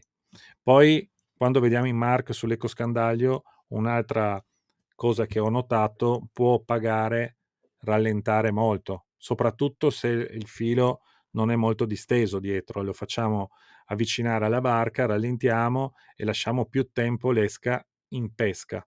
Ci sono casi eccezionali in cui noi possiamo addirittura proprio fermare la barca, però in quel caso siamo obbligati a recuperare tutti i metri del piombo che sono in eccesso, perché come ci fermiamo il piombo continuerà un po' a scendere oltre che avanzare. Dobbiamo recuperare quella cosa, magari aspettiamo 1 minuto, 30 secondi, 1 minuto e dopo ripartiamo. Ecco, questo è un'altra cosa che, se abbiamo tanti marchi o dei marchi importanti sull'ecoscandaglio, può essere una buona strategia per indurre il pesce a mangiare. Allora, io per tanti anni ho utilizzato semplicemente l'attacca e stacca col motore, che è un pochettino più fastidioso, però secondo me a livello di guida è la cosa più immediata. Per gli amici che iniziano si può anche semplicemente a motore spento andare in corrente. Io ho tante persone qui a Cagliari che pescano, la chiamiamo traina, ma non è proprio traina. Fondamentalmente loro utilizzano semplicemente, mandano giù il calamaro, a seconda della corrente fanno la passata della secca in base al tipo di mare che c'è, e anche così è molto catturante. Non è proprio traina perché non stai muovendo la barca e si muove a scarroccio, però sicuramente è la parte, è il modo più semplice per poterla fare. Se no, come hai detto tu, ci sono tanti modi, però anche l'attacca e stacca, se uno non ha paura di rovinare il motore, funziona sempre No, bene. adesso sui motori moderni poi Yamaha, Suzuki hanno già integrato anche sulla leva di comando, se sono motori recenti, appunto la possibilità di selezionare una percentuale di stacca e attacca, mettiamola così, per riuscire a regolare nel modo molto corretto la velocità. Ecco, qua ci sono due scuole di pensiero che sono secondo me molto differenti, ma dipende tantissimo dallo spot dove noi peschiamo. Allora, in una zona di Cagliari dove c'è magari una secca abbastanza piatta, importante, dove sai che i pesci li trovi un po' dappertutto, sicuramente il fatto di andare allo scaroccio alla deriva può essere funzionale e dà degli ottimi risultati perché l'esca si muove molto lentamente, sei in grado di concentrarti bene sulla canna, quindi sei molto più attento alla canna, c'è tutta una serie di motivi, poi il motore lo tieni spento, quindi magari anche c'è molto più silenzio, per i predatori questa è anche una cosa positiva. Devo dire, per esempio, per dove pesco io, questa è una cosa praticamente impossibile. Io vado a pescare sotto costa, dove la costa ha tutta una serie di valli e di insenature. Se io dovessi semplicemente calare la canna e spegnere il motore, posso pescare 3 minuti e dopodiché o sono sulla costa o sono al largo e quindi non pesco più. Anche perché la traina col dentice, un po' meno con la ricciola, ma dentice e anche cernia, è una traina di precisione. Cioè io ho notato che la differenza sostanziale tra le tecniche che si facevano prima alle tecniche di oggi sta proprio nella precisione della pesca. So che tanti questi dicono, boh, ma forse non sarà così. No, allora, se io riesco a stare con l'esca esattamente dove voglio stare e so che in quella zona lì so che riesco a trovare i pesci, riuscire a passare lì con l'esca è fondamentale.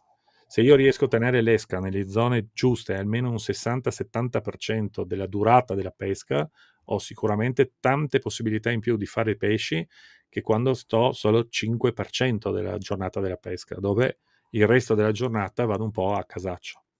Quindi adesso, come dice anche giustamente Fabrizio, dipende un po' dalla bravura delle persone. Se stiamo iniziando, possiamo anche benissimo magari non stare troppo attenti alla posizione, ma se vogliamo migliorare una situazione, se siamo dei professionisti, cioè cerchiamo di fare ancora di più, facciamo delle gare, eccetera, e quindi vogliamo proprio il massimo, avremo bisogno di uno strumento che ci faccia la mappatura del fondo, secondo me essenziale in questo tipo di pesca, mappatura del fondo, un ecoscandaglio che sia in grado di farci vedere bene e definiti i target, dobbiamo riuscire a vedere bene i target anche all'interno delle mangianze, quindi regolazioni fini dell'ecoscandaglio per quello che riguarda gain, clutter, shift, dobbiamo arrivare giusti lì.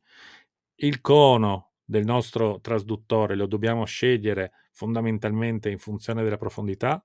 Se stiamo pescando bassi o molto profondi, siamo obbligati a usare la bassa frequenza. Perché? Perché la bassa frequenza ha un cono largo. Se tu sei in acqua fino a 20 metri, hai bisogno di una certa larghezza del cono per riuscire a vedere i pesci anche se non sono esattamente sotto la barca. Se sei a 50, 60 metri, sei nel momento che puoi scegliere tra un'alta frequenza con cono più stretto, cono più largo, 80 metri, cono stretto, in modo da avere sempre una superficie simile ai venti, solo con una frequenza alta, proprio per avere un cono più stretto. Se vai oltre i 100, 110, e là siamo proprio al limite nella traina col vivo, io direi, allora lì puoi usare di nuovo la bassa frequenza che permea meglio il nostro mare e quindi anche se perdi un po' di sensibilità, cioè riesci a vedere comunque molto bene anche i target un po' spostati o che sono vicini al fondo. Anche lì, attenzione ai coni d'ombra. Se stiamo pescando su una parete scoscesa, dobbiamo ricordarci che il cono d'ombra influenza tantissimo la visione sul nostro ecoscandaglio. Vi lascio qua sopra il link, andate a vederlo se non sapete cos'è il cono d'ombra e come si usa. È molto, per chi fa traina è veramente molto importante. E, e diciamo che un'altra cosa, secondo me, utile è vedere anche dove si trova il termoclino perché se andiamo a pescare con 2 canne e una la mettiamo sul fondo a dentici, per esempio, è utile mettere la seconda canna, quella a ricciole, circa sul termoclino, perché per mia esperienza personale è la zona dove paga di più, sia che noi andiamo a ricciole, sia che dovessimo andare a tonni. Quindi, per vedere il termoclino, mettiamo in evidenza i primi 50 metri d'acqua, alziamo il gain, vedremo che ci sarà una zona più sporca, una zona più pulita. Il punto di distacco tra le due zone, cioè dove si forma quella linea che normalmente è abbastanza netta, quello è proprio il termoclino, dove c'è una differenza di temperatura dell'acqua del mare e dove i pesci tendono a stare perché trovano più cibo rispetto alle altre zone. Lì c'è una concentrazione di fitoplancton e zooplancton, quindi i pelagici tendono a stare lì, anche perché fanno delle cacciate nell'acqua più calda e magari meno ricca di ossigeno e dopo riscendono un po' nell'acqua più fredda, più ricca di ossigeno. Bene, questo era per quanto riguarda la posizione delle esche e gli hotspot.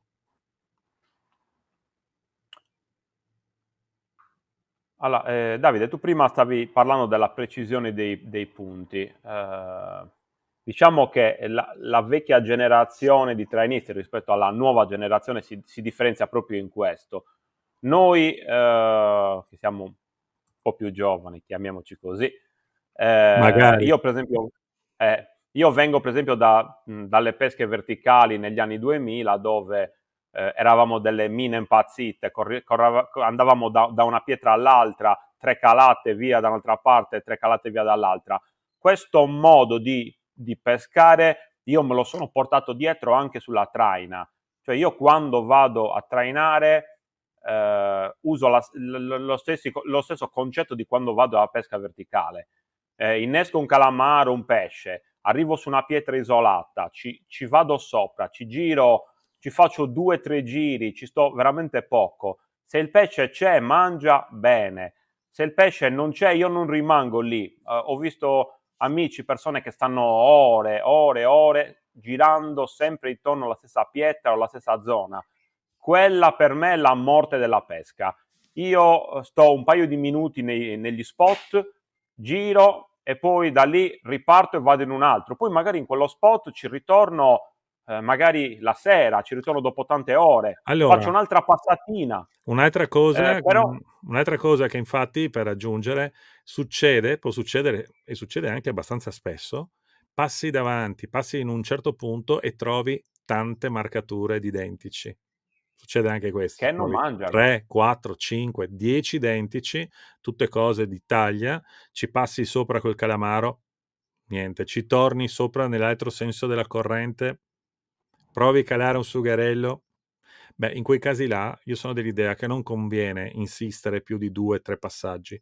Conviene andare in un altro posto, pescare da un'altra parte e dopo magari 2, 3 ore ritornare lì e rifare il passaggio. Può essere effettivamente funzionale in questo modo. Decisamente, anche perché stare sempre nello stesso posto è veramente noioso, Lo so, non però è più... quando vedi i pesci sotto la barca è anche difficile, no, andar via, perché uno dice: "Ho i pesci qua sotto, non ci danno, cosa faccio? Cosa sbaglio?" Sì, sì, a me è capitato di arrivare in una pietra e avere 200 pesci sotto la barca. Io nonostante sono uno che non rimane, mi sono impuntato perché ne volevo prendere uno e sono rimasto ore lì e i pesci non hanno comunque attaccato. E quindi anche stare ore e ore sopra i pesci non vuol dire che per questo li prendi.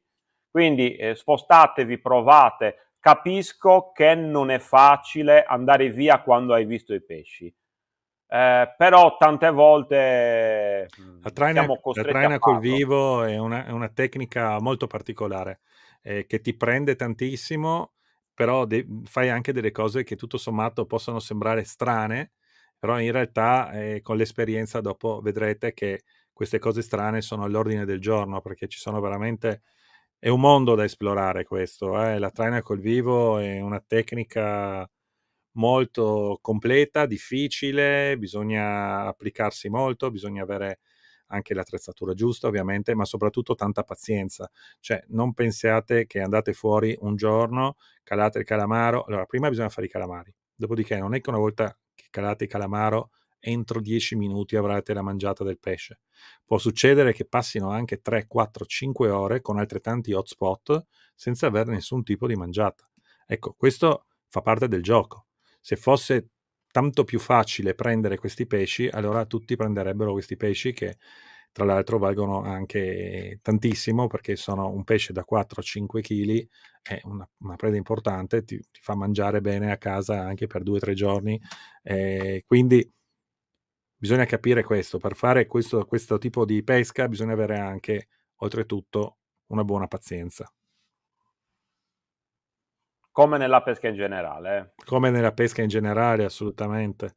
Ma poi chi va a fare chi inizia questa tecnica, ci sono i nostri amici che già pescano a traina e lo sanno già, ma chi inizia vedrà che questa è una tecnica veramente meravigliosa che ti dà delle soddisfazioni enormi.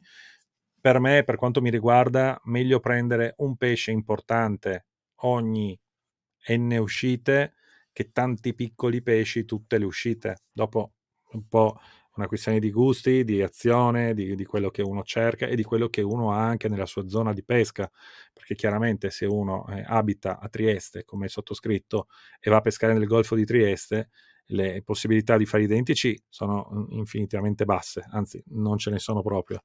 D'estate, in agosto, luglio-agosto, si possono fare le lecce, amnia, sono anche grandi, si possono fare branzini, che sono anche grandi, però anche lì una traina con il vivo che è un po' più specialistica, non è la stessa cosa rispetto che andare a pescare a denti, ciccerni e ricciole, come nel mare della Croazia o il Tirreno in generale, cioè dove ci siano anche delle scadute e quindi la possibilità di andare a pescare sulle cigliate e posti simili. Vuoi che parliamo un attimo dei piombi a questo punto? Sì, possiamo parlare dei piombi. Ne abbiamo già in parte parlato. Ripeto, io utilizzo dei piombi, in questo caso un classico guardiano con aletta. Noi li abbiamo fatti fare anche personalizzati, ma questo è un particolare. Vedete, io aggancio una semplice girella e poi faccio un trave di circa 1,5 metri, 1,5 metri, e poi qua, vediamo se lo riuscite a vedere bene, questo è uno sgancio rapido che Perfetto. andremo a attaccare in un'asola che io farò quando unisco il trecciato al fluorocarbon. Faccio il mio solito nodo FG, col rimasuglio, invece di tagliarlo, faccio un'asola e qui attaccheremo. Questo è uno, ve ne faccio vedere anche un altro molto simpatico. Questo è uno sgancio rapido della Jatsui, sempre facilissimo, si prende qua, lo vedete, così, vediamo se riesco a prenderlo bene, perché il problema è quando tu stai trainando, ecco, lo vedete, qua si apre, semplicemente con una mano. Il problema è sganciare lo sgancio rapido rapidamente senza mandare in bando il filo della traina. Ed è per questo che io utilizzo questi sganci rapidi molto grandi, perché tante persone mi dicono sì, però lo sgancio si vede, io lo voglio piccolino. Quando utilizzi uno sgancio piccolo, sei costretto a utilizzare 2 mani per poterlo sganciare, mentre con questi qua belli grandi riesci anche a farlo tutto con una mano. Questo vuol dire che con l'altra mano terrai in tensione la tua canna, cosa molto importante. Se invece hai un compagno che ti dà una mano, questa problematica non ce l'hai. Però nella pesca è sempre meglio gestire ognuno per conto proprio, perché magari nel momento del bisogno il tuo compagno sta facendo altro e non ti può dare una mano, quindi utilizzare questi sganci grandi ti permettono con una mano sola di poterli sganciare. Che Allora, diametro usi di filo? questo è importante. Partendo dal presupposto che io utilizzo uno 0,62 come preterminale, dobbiamo utilizzare un filo molto più fine perché spesso e volentieri il guardiano si potrebbe arroccare sul fondo. Quindi nel momento in cui si arrocca il guardiano, noi utilizziamo magari uno 0,40, qualche volta uno 0,50, però solitamente uno 0,40, in modo tale che nel momento in cui il piombo si arrocca, se tu non riesci a farlo uscire velocemente, lo metti in trazione e rompi. Meglio perdere semplicemente il piombo che perdere tutto il preterminale o addirittura una parte del trecciato. Certo.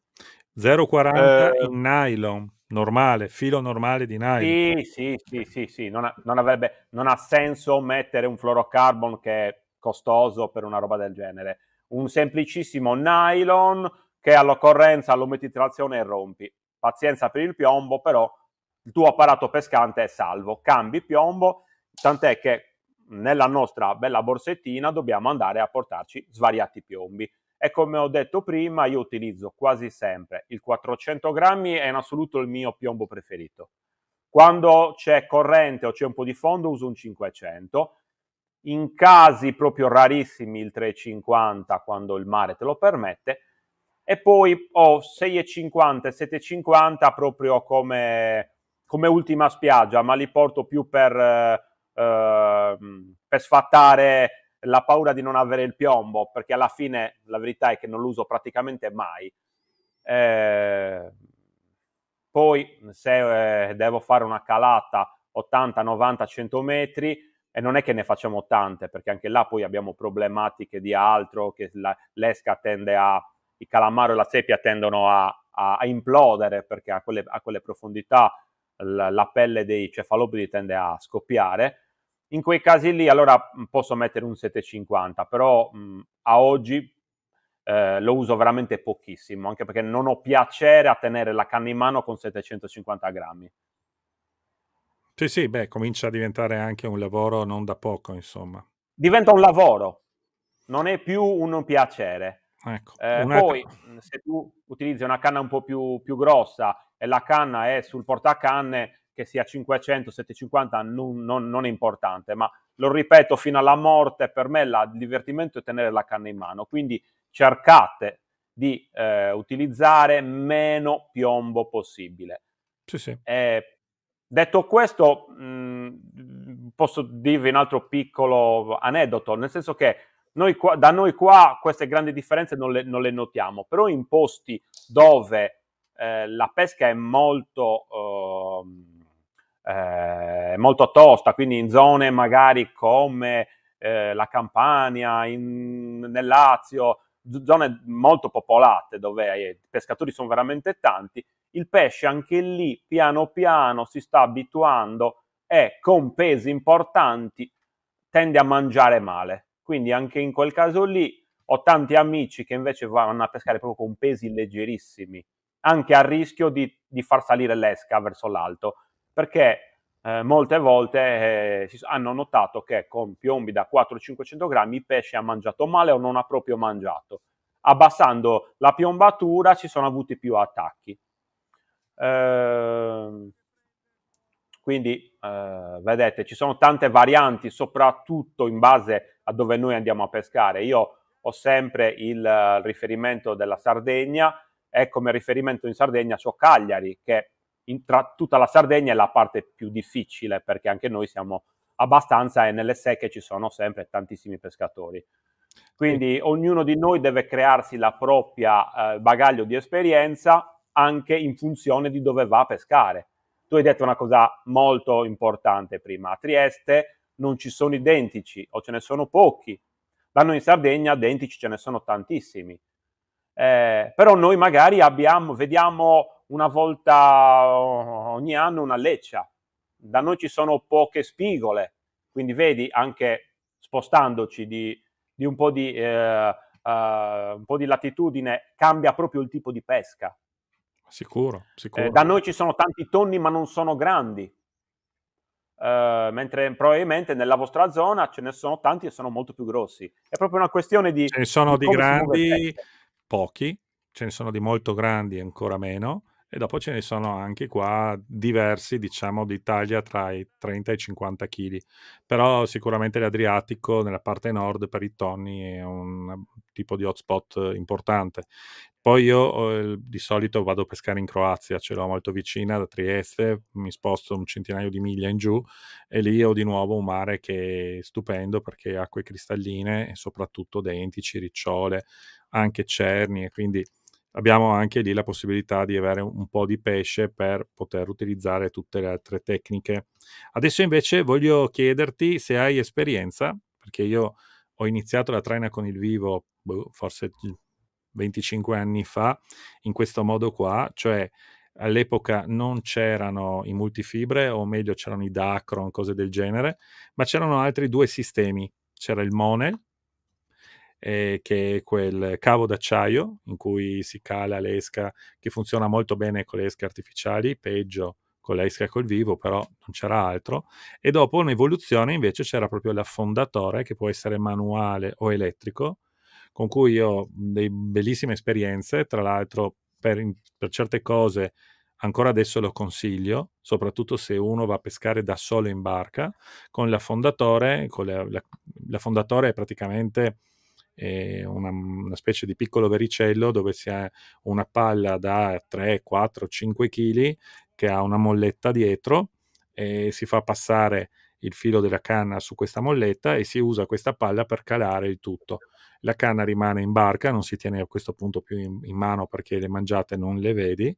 Se hai l'attacco del pesce, questo stacca il filo dalla molletta, il tutto rimane in bando per 2-3 secondi, che secondo me è eccezionale per far mangiare il pesce, anche il dentice, oltre la ricciola, e dopodiché si ha il combattimento e si ha semplicemente canna, filo, pesce, senza nessun piombo. Ha un altro vantaggio questo sistema: siamo in grado di mettere il piombo, che è attaccato a questo vericello, questo piccolo arganetto, all'altezza esatta in cui noi vogliamo pescare. Vogliamo pescare a 30 metri, lo posizioniamo lì. Se abbiamo i sistemi della Canon, per esempio, è addirittura automatico, tu gli dici stai 3 metri dal fondo e lui segue il fondo, ma è molto semplice da fare anche a mano o con appunto un sistema elettrico. Ecco, io ho avuto delle esperienze ottime in questo senso per il Monel, per le vibrazioni che questo fa nell'acqua, ma questo è un sistema molto più difficile, bisogna avere mulinelli adatti. Allora, se mi farete delle domande, se ci sarà qualcuno interessato ad approfondire queste due tecniche, faremo magari un video a parte, perché anche la traina con il vivo e con l'affondatore elettrico ci sono alcuni trucchetti che uno deve conoscere, anche come costruire l'impianto, la montatura e tutto il resto. No, ma mi interessava solo se hai qualche esperienza in questo senso oppure no, Fabrizio. Sì, sì, sì, sì. Ho svariati amici con cui vado a pesca che usano l'affondatore, che è un metodo abbastanza usato. C'è un pro e un contro per come vedo io la pesca. Allora, ho detto più volte in questo video che quello che a me piace è avere la canna in mano e sentire quelle cose prima degli altri, cioè avere quelle sensazioni. E l'affondatore queste sensazioni me le cancella perché io non posso gestirle. Di contro, però, è vero che tu, una volta ferrato il pesce, hai un combattimento diretto con il pesce senza avere in mezzo un piombo da mezzo chilo che ti crea proprio ti anestetizza il divertimento, perché un piombo da mezzo chilo non sembra, ma ti toglie molta del divertimento. Quindi l'affondatore c'è questo pro e questo contro, però è una pesca usatissima soprattutto da chi ha barche grosse, perché diventa tutto più facile. In un gommone più piccolo è un po' più complicato mettere un affondatore. Invece nelle barche, magari già barche di 5, 6,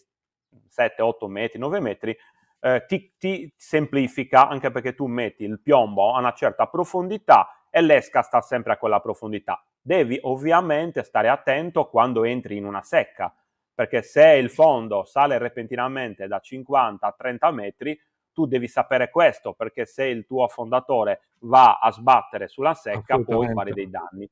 Perdi la Quindi palla. qui devi stare molto attento. Sì. Però è una pesca molto valida e divertente. Sul Monel ho dei grandi dubbi, nel senso che è una pesca, non dovrei dirlo, che per me non è una pesca. Non mi piace proprio per niente. Ma è una cosa che se fosse per me non farei fare proprio a nessuno. Però è anche vero che il Monel è una pesca molto catturante. Si utilizza col Monel si utilizzano gli artificiali, non l'esca viva. Sì, Il normalmente problema sì. del Monel è che non ti godi per nulla i pesci, perché un pesce che è preso con un trecciato, con un nylon di 4-5 kg, tu ti godi le fughe, riparte, col Monel lo tiri su come se fosse una busta, quindi nel momento in cui mi togli il divertimento, finisce il mio andare a pesca. Cioè io Assolutamente. ormai non vado più Sono a d'accordo. pesca perché devo prendere un pesce. Io vado a pesca perché ho piacere di prendere quel pesce in quel modo. E il Monel non mi fa impazzire, ma questo, ripeto, è un mio modesto parere che vale come un due di picche. Tanta gente va, tanta gente si diverte. Io il Monel l'ho visto fare, ma non mi ha mai fatto impazzire. Però è Assolutamente d'accordo. catturante. Sì, sì, come cattura sì, emette delle vibrazioni nell'acqua che sono comunque importanti per richiamare i pesci, che sono curiosi e vengono un po' in scia e dopodiché si ritrovano l'esca. Sì. E poi è l'unico modo per poter portare un artificiale Ha una a 20, profondità 30, 40 importante. metri di fondo. Ah, Questo certamente, è importante. certamente, certamente, certamente. Bene, l'ultima cosa che voglio dire è che la traina con il vivo può essere rivolta proprio anche esclusivamente ai tonni.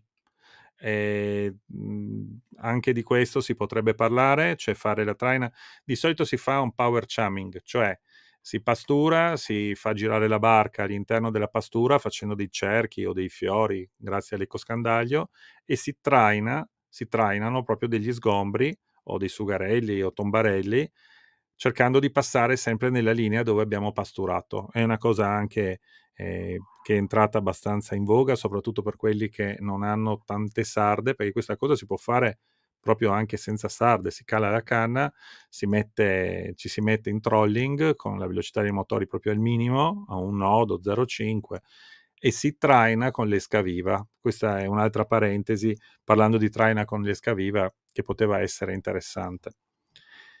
Se posso dire una cosa, quando avete finito le sarde, potete utilizzare l'acqua stessa, cioè prendete un bidone d'acqua, lo riempite e lo riversate in acqua, perché il tonno, oltre a mangiarsi le sarde, è attratto da tutti questi rumori, quindi quando tu getti un bidone d'acqua in mare, lui sente, vede e si può avvicinare. Questo è un piccolo Sì, trucchetto che sì, facciamo sì. quando abbiamo poche sarde oppure quando non le vogliamo sprecare tutte quante. Ce ne sono talmente tanti di trucchetti. Io sul mio vecchio Jack Sparrow, il Revenge, avevo montato una pompa con motore a scoppio con tutti gli spruzzini e facevo la fontana. Quindi, no, no, Vedi? le tecniche sono veramente tantissime. Bene, Fabrizio, hai ancora qualcos'altro da aggiungere sulla traina con il vivo? Possiamo dare un altro piccolo segreto agli amici che stanno iniziando. Quando voi siete sopra dei pesci e i pesci non vogliono mangiare, non fate sempre linee dritte, ma il pesce è incuriosito quando voi andate in curva. La curva cosa permette? Permette all'esca di cambiare velocità, perché se noi andiamo in Rallenta e moto rettilineo accelera. Esatto. uniforme, l'esca va sempre alla stessa velocità. Quando invece noi entriamo in curva, tu l'hai detto prima, il piombo va a scendere verso il fondo e l'esca tende a frenare, a quasi fermarsi. Nel momento in cui ripartiamo dalla curva, l'esca cambia velocità e fa come se stesse scappando. Quello è il momento in cui spesso e volentieri il predatore tende ad aggredirla. Ovviamente dovete essere pronti perché quando andate in curva il filo va in bando, quindi voi dovrete essere veloci a recuperare il bando per tenere sempre il trecciato in tensione. Questo è una piccola il piccolo segreto di Pulcinella. Noi quando ormai andiamo a pesca non facciamo altro che fare cerchi. Ormai siamo perennemente in curva, non andiamo mai dritti, tant'è che ogni tanto qualche amico mi dice quando vengo con te mi viene mal di testa perché io continuo a girare, faccio curve o faccio degli 8, proprio per dare all'esca sempre una velocità diversa, sempre all'interno del nodo e mezzo. Chiaro. Ricordatevelo, quello è molto Comunque, importante. un'altra cosa, allora, proprio per finire, ricordatevi di portare in barca sempre un piccolo raffio o un retino, ma che sia di dimensioni adatte per i pesci che andiamo a cacciare. Una ricciola, se è una ricciola grande, col retino non fate nulla, bisogna avere in barca un piccolo raffio, perché sennò rischiate di magari fare il pesce della vita, però non riuscirete a portarlo a bordo e sarà abbastanza brutto, a meno che non riusciate a mettere la mano in mare e prenderlo per la branchia, ma insomma diventa già tutto un po' più complicato. Quindi acquistate anche un piccolo raffio da tenere sempre a bordo, a portata di mano, perché quello vi salva la vita sui pesci più grandi. Direi che adesso abbiamo preso anche una grossa ricciola, quindi i nostri 5 kg li abbiamo superati, possiamo andare a casa, giusto? Possiamo andare a casa, ma per chi non l'avesse visto, lascio qui a fianco proprio il video sul bolentino che ho fatto proprio con Fabrizio Scirru, quindi se volete cliccate qui e andate a vedervi direttamente anche il video sul bolentino. Grazie a tutti e buona giornata, buon divertimento. Ciao a tutti!